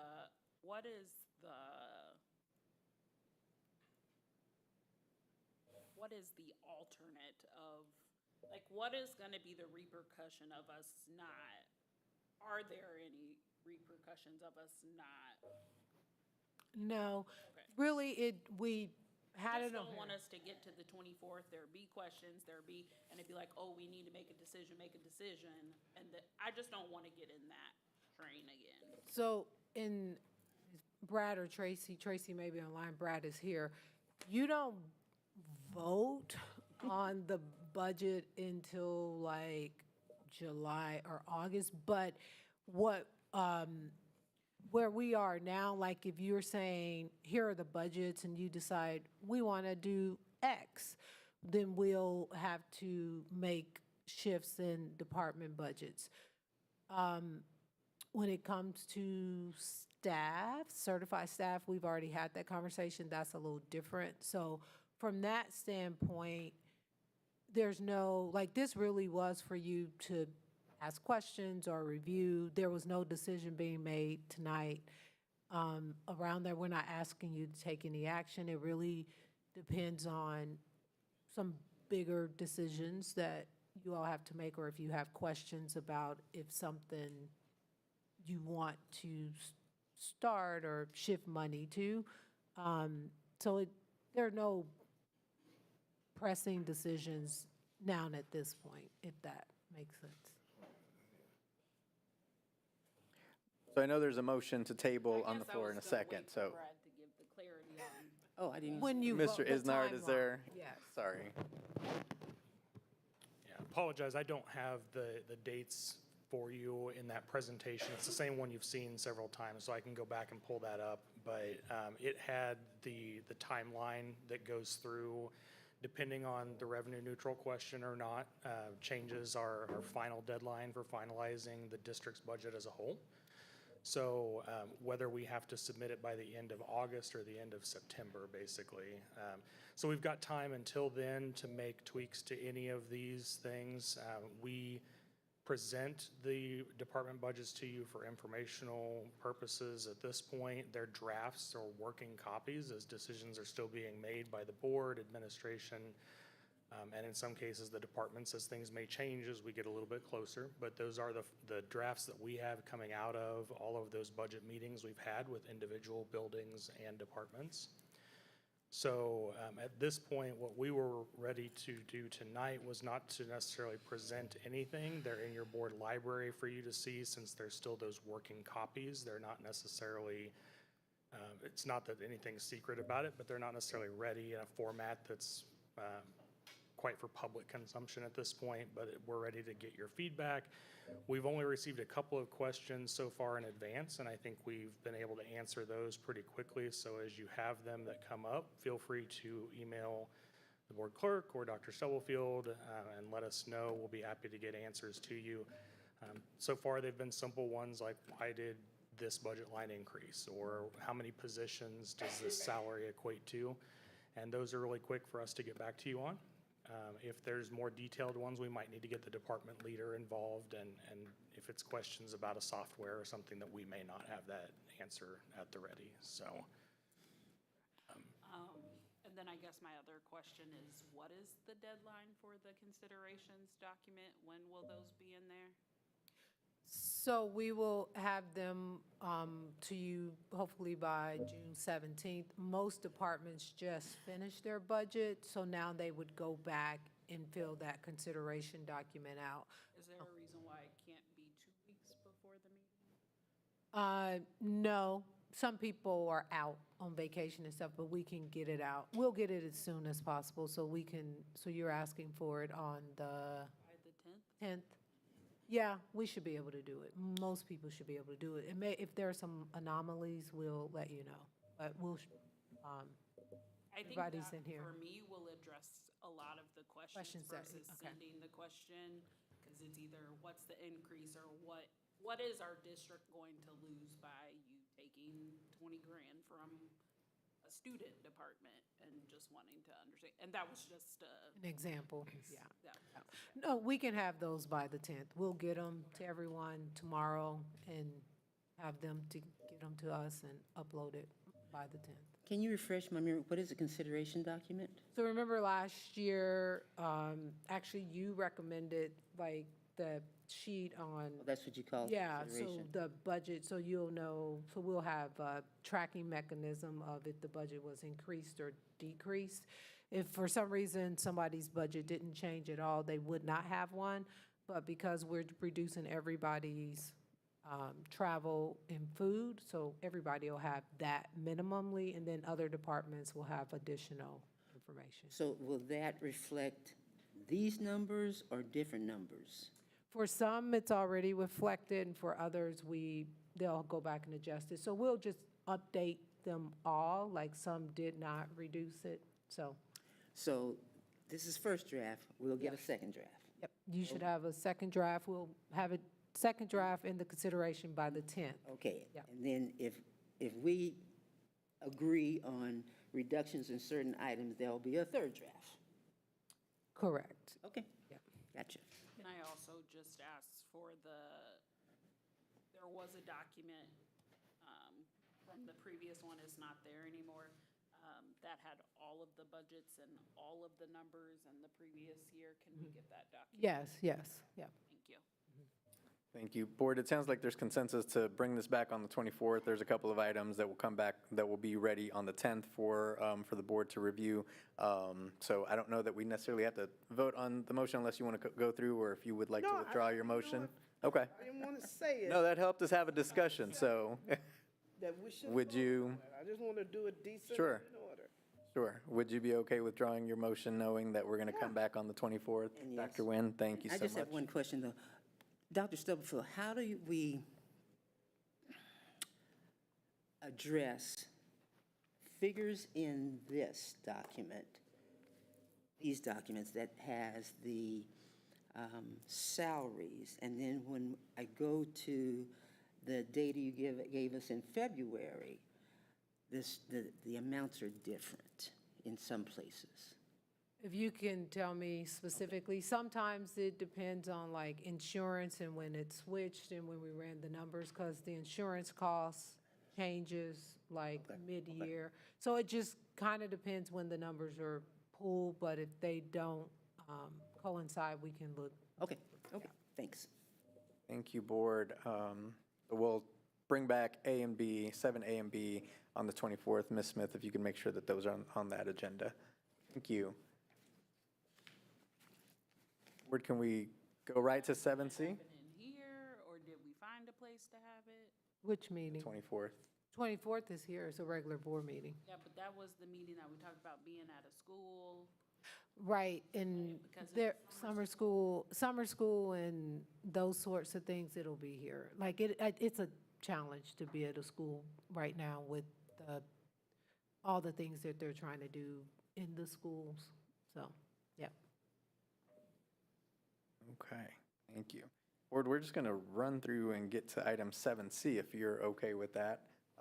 The boundary process, unless anyone really needs to break. Don't see anyone jumping. Okay. So the boundary process, board, if you recall, we had our boundary meeting, or a meeting with RSP recently here in the boardroom. We all did some homework. We had a great conversation. In the board agenda, you'll find the board results from the conversation and the tallies that we had on what board boundary criteria we want to really focus on. We gave them our feedback, and based on that, they pulled the top 3 boundary criteria that the board presented. So the thought was, and Ms. Russell, I'll pass this along to you as boundary chair.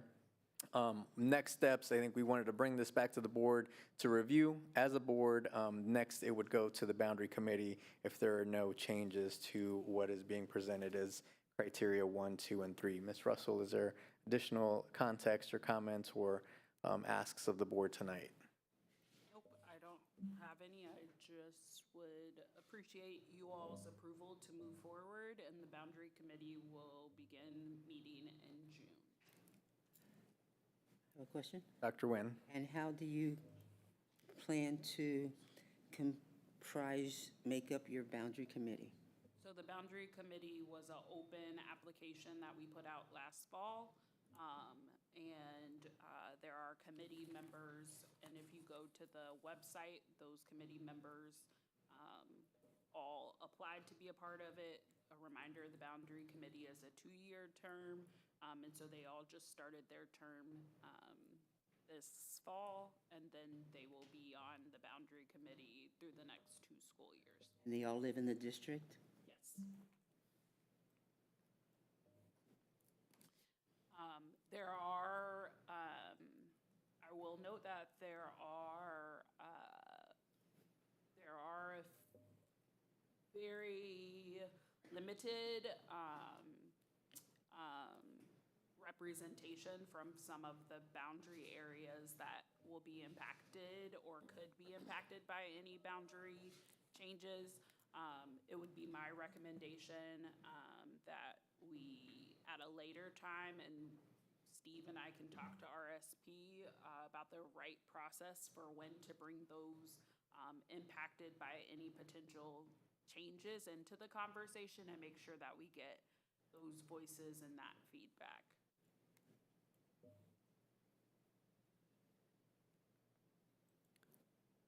Do any additional questions or thoughts? And your first committee is when?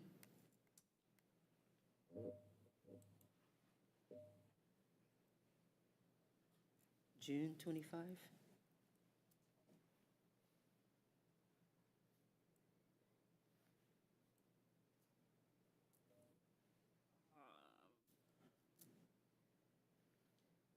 The first meeting, we would be looking at June 16th, 5:30 to 7, and then all consecutive meetings after that would fall on Mondays, every other Monday roughly. There are some, due to schedules, there are some gaps in there. Are they open to the public? I would assume, yeah, I mean, yeah. Okay. It Just has to be open. I think and I'm trying to, I will have to go back, or maybe Steve knows. So the boundary committee will have 5 meetings, and then there will be 2 public forums where it will be a specific invitation. If you go back to that calendar that RSP gave, and based on that feedback, then there will be another committee meeting. So yeah, to Greg's point, the meetings are open, but if folks are unable to attend, there will be 2 specific public forums about any proposed changes in mid-September. Your public forums are mid-September? I'm sorry. Your public forums are mid-September? Is there a virtual link? It depends on where the meeting is held, so that's a pretty large committee, and so when you are, if you don't have microphones and those kind of things, so they haven't been virtual, they've been open, and then they have the. They're most engaged, from my previous experience before being on the board, the most engagement, because you're looking at maps and using sticky notes and doing that, is the hands-on piece of it, and there's a lot of small group learning. I don't know about their capabilities. I'm happy to go back and ask about if they've ever done that, but I would say that it would be more difficult just from a facilitator standpoint. But they do provide minutes and summaries from each meeting, so if you're not able to be there in real time, you can look at it and submit your questions, concerns, or. And I can send feedback all in of the between. dates and stuff to Leslie to get them added to the website, as well as if there are folks, if there are folks that we want to have included, we could have that conversation as well.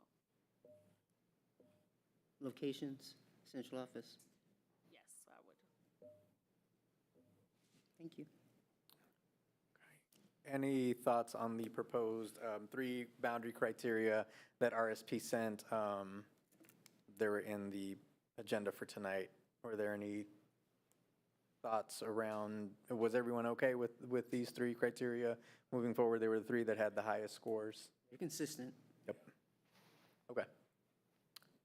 And is the board okay? I guess the one clarifying question, is the PowerPoint presentation, making that public now? If we're all in agreement, do we need to vote on it, or are we good? What'd you say I did here? Did the PowerPoint what? The PowerPoint presentation that you currently see is an executive content, just in case the board changed their mind or had any questions about any of the information. And so if everyone's okay, we would move this document to public view. Fine with it. The planning for the future document, Yes. as well as the other one? Timeline. Timeline, yeah. Yeah, I don't see a problem with that. I think that is already public. Yeah. Okay. All right, thank you, board. I don't think we need action on that tonight, so the boundary committee can move forward with that. Thank you, board, for the feedback on that with RSP. Lots going on there, so. Okay, next agenda item, board, we will hear from our superintendent of schools, Dr. Stubblefield. Good evening, everyone. I just have a few quick announcements. First, want to say thank you to all of our staff, students, and parents for ending the year on a positive note. Just a reminder that our summer learning program will start next week, and we look forward to welcoming those students who would be here. Also want to say publicly to the team, Dr. Lucera and the student services team who organized graduation, Dr. LaShondo Bibler-Irvin and Dr. Campbell and that whole team who organized it. Great job. Our students, it was great to see all of them and to see the number of graduates to continue to increase, as well as earning a Diploma Plus. And then as we're calculating the scholarship money and the things that the students have gained during their time here is just a reminder of our why. So I just wanted to thank all of them, and including their parents and each of you for being there.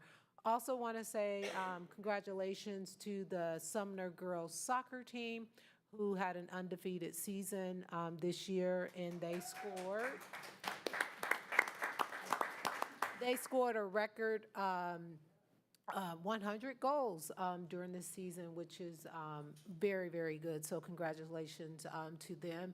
And then wanted to thank the Herbie Hancock Foundation for coming in and doing the clinics with our students, both at Sumner and Gloria Willis. We were one of 8 districts, I believe, in the state, maybe the country, that was selected to be a part of that. So that was great to see. And so just have a great summer to those who will get a full summer, and we look forward to seeing those in the summer learning program. Thank you.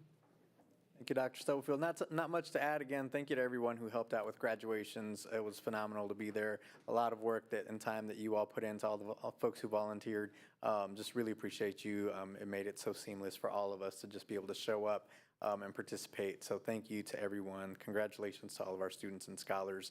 The only other thing I'll share, thank you to Ms. Dinkins and to the folks who helped organize the Jamie Craig Legacy Food Truck Festival at Wyandotte. It was a great turnout. It was awesome to just see on the last day of school, the kids to get out of school and to be there and have all these games and I was going to say music. I know we didn't quite have the loud music that we were hoping for, Ms. Dinkins, but the games and the bubbles and the jump rope and the food, it was just a phenomenal job. And to honor the teacher, Miss Jamie Craig, and to see your family there was great. So thank you to everyone who helped organize that, to all the Wyandotte High School team, and to the students. So thank you for that. I'll open the floor to any other board members who would like to share anything. Dr. Nguyen? I'll just add that the Finance Committee will meet on Thursday because closed on Fridays. Yes, I should have. 1 p.m. to 2 p.m. virtual. Right now, please submit any, agenda items. The items we have, we're going to follow through old business with the evaluation tool for the consultants, the soft rollout, see how that rolled out, and the use of at-risk funds in response to the audit we had, 2 years ago? Dr. Nguyen, additional comments? Okay. I should note that starting Monday, district office is closed on Fridays to the public and it will go until July 25th, I believe. But we'll make sure we send communication. But starting next week, we are closed to the public through July 25th on Fridays. Thank you. All right, board, now is there a motion to recess to executive session for consultation with the attorney on matters which would be deemed privileged in the attorney-client relationship under COMA for 10 minutes going in at 7:30, to include Dr. Stubblefield, Mr. Goheen, Mr. Lilly, Dr. Campbell, and Dr. Jones. So move. And Mr. Clemens. Moved by Mr. Mylan, Second. seconded by Ms. Clark. Questions? Ms. Smith? Yolanda Clark, Yolanda Clark, yes. Randy Lopez, Randy, yes. Robert Mylan Jr., Allen Jr., yes. Wanda Brownlee Page, Wanda Brownlee Page, yes. Rachel Russell, Rachel Russell, yes. Dr. Nguyen. Dr. Nguyen, yes. Thank you.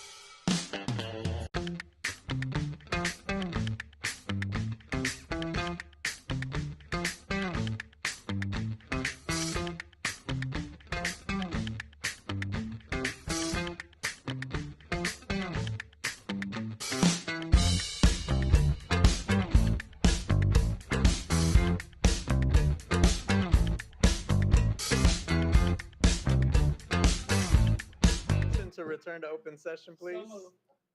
Moved by Ms. Russell, seconded by Ms. Clark. Any questions? Ms. Smith?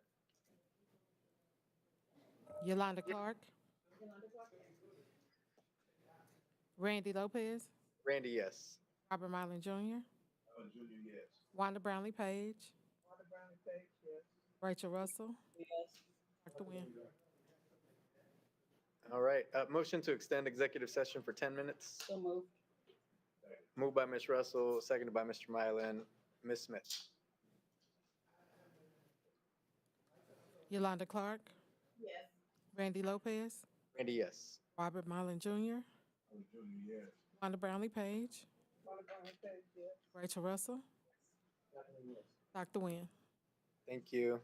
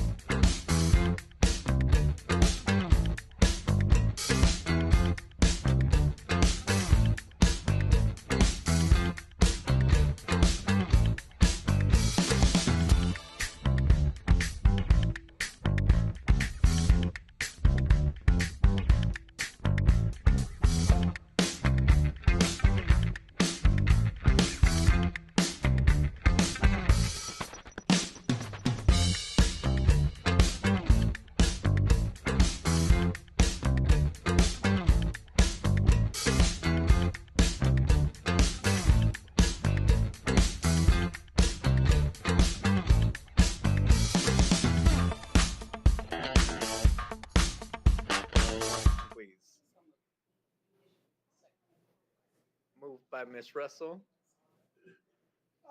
Seconded by Ms. Brownlee Page. Thank you. Ms. Smith? Yolanda Clark. Randy Lopez. Randy, yes. Robert Mylan Jr. Wanda Brownlee Page. Rachel Russell. Dr. Nguyen.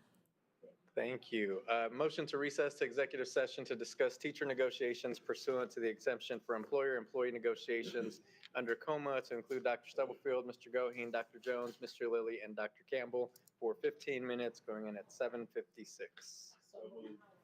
Moved by Mr. Mylan, seconded by Ms. Russell. Ms. Smith? Yolanda Clark. Randy Lopez. Randy, yes. Robert Mylan Jr. Wanda Brownlee Page. Rachel, yes. Dr. Nguyen. Thank you.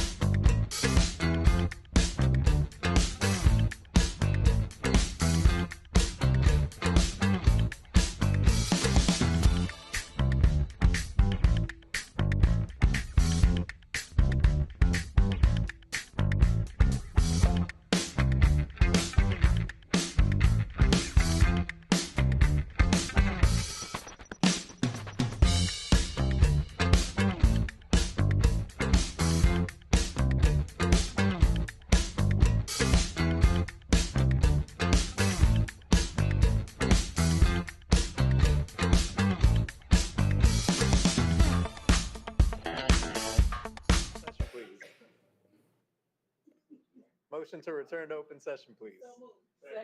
Moved by Ms. Clark, seconded by Mr. Mylan. Ms. Smith? Yolanda Clark. Randy Lopez. Randy, yes. Robert Mylan Jr. Wanda Brownlee Page. Rachel Russell. Dr. Nguyen. Thank you. Motion to recess to executive session to discuss matters of non-elected personnel in order to protect the privacy interests of the parties involved under coma, including Dr. Stubblefield, Mr. Goeen, Dr. Jones, Mr. Lilly, and Dr. Campbell for 5 minutes, going in at 8:14. Moved and seconded, moved by Ms. Russell, seconded by Ms. Brownlee Page. Ms. Smith? Yolanda Clark. Randy Lopez. Randy, yes. Robert Mylan Jr. Wanda Brownlee Page. Rachel Russell. Dr. Nguyen. Thank you.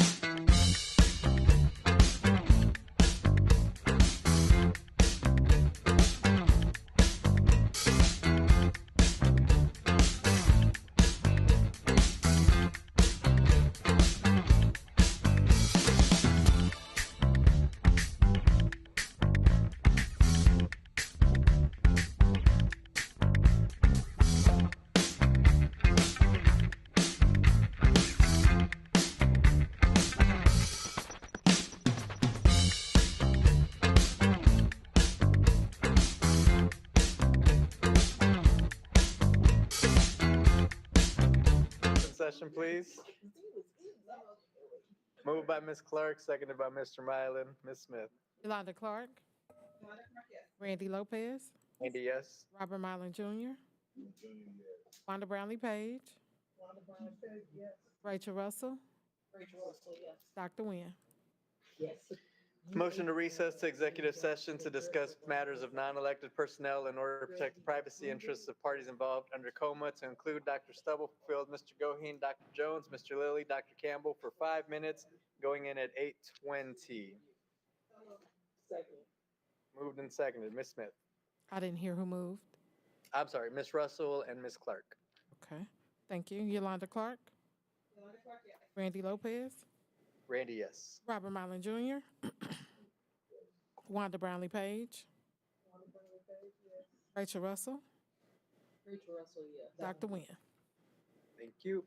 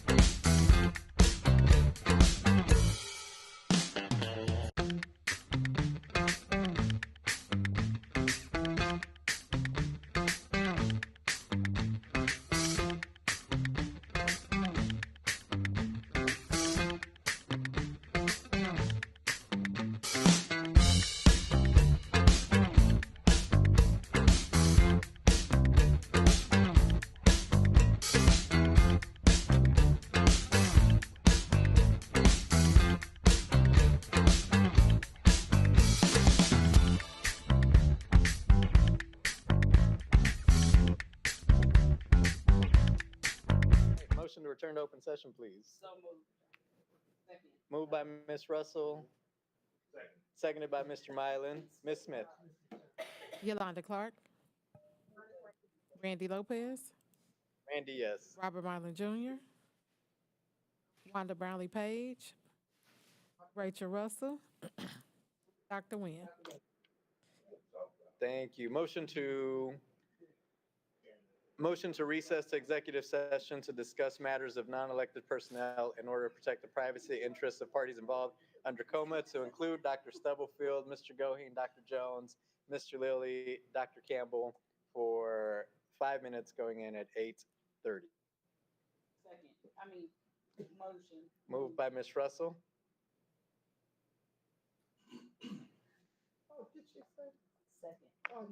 Seconded by Ms. Brownlee Page. Ms. Smith? Yolanda Clark. Randy Lopez. Randy, yes. Robert Mylan Jr. Wanda Brownlee Page. Dr. Nguyen. Thank you.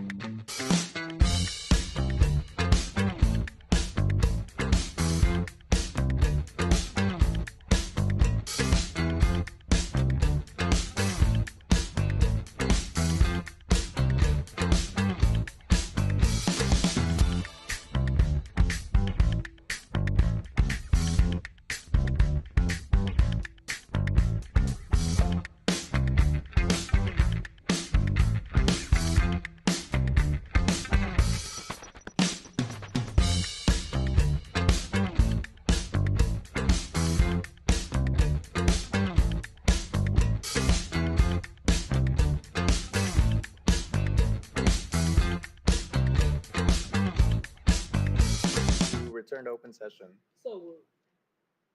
Moved by Ms. Russell, seconded by Ms. Brownlee Page. Ms. Smith? Yolanda Clark. Randy Lopez. Randy, yes. Robert Marlin Jr. Wanda Brownlee Page. Rachel Russell. Thank you. Thank you. Mr. Lopez?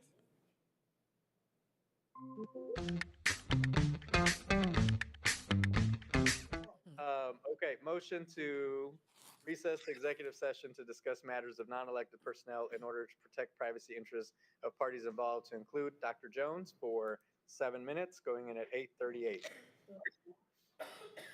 Moved by Ms. Russell. Is there a second?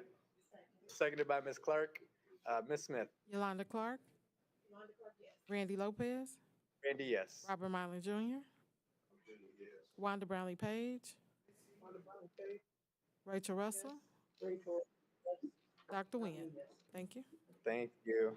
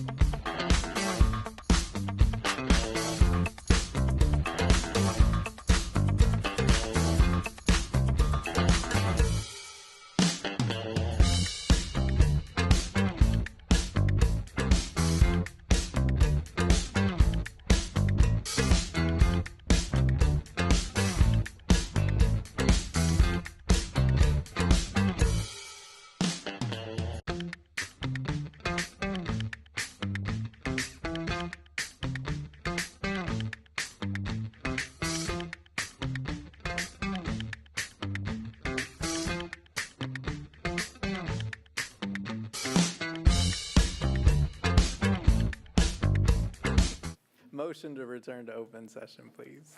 So moved. Second. Moved and seconded. Ms. Smith? Yolanda Clark, Yolanda Clark, yes.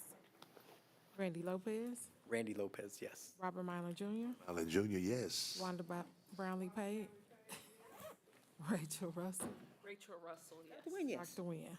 Thank you. Hey, thanks, everybody. With that, this meeting is adjourned. Have a great evening. This is my long one.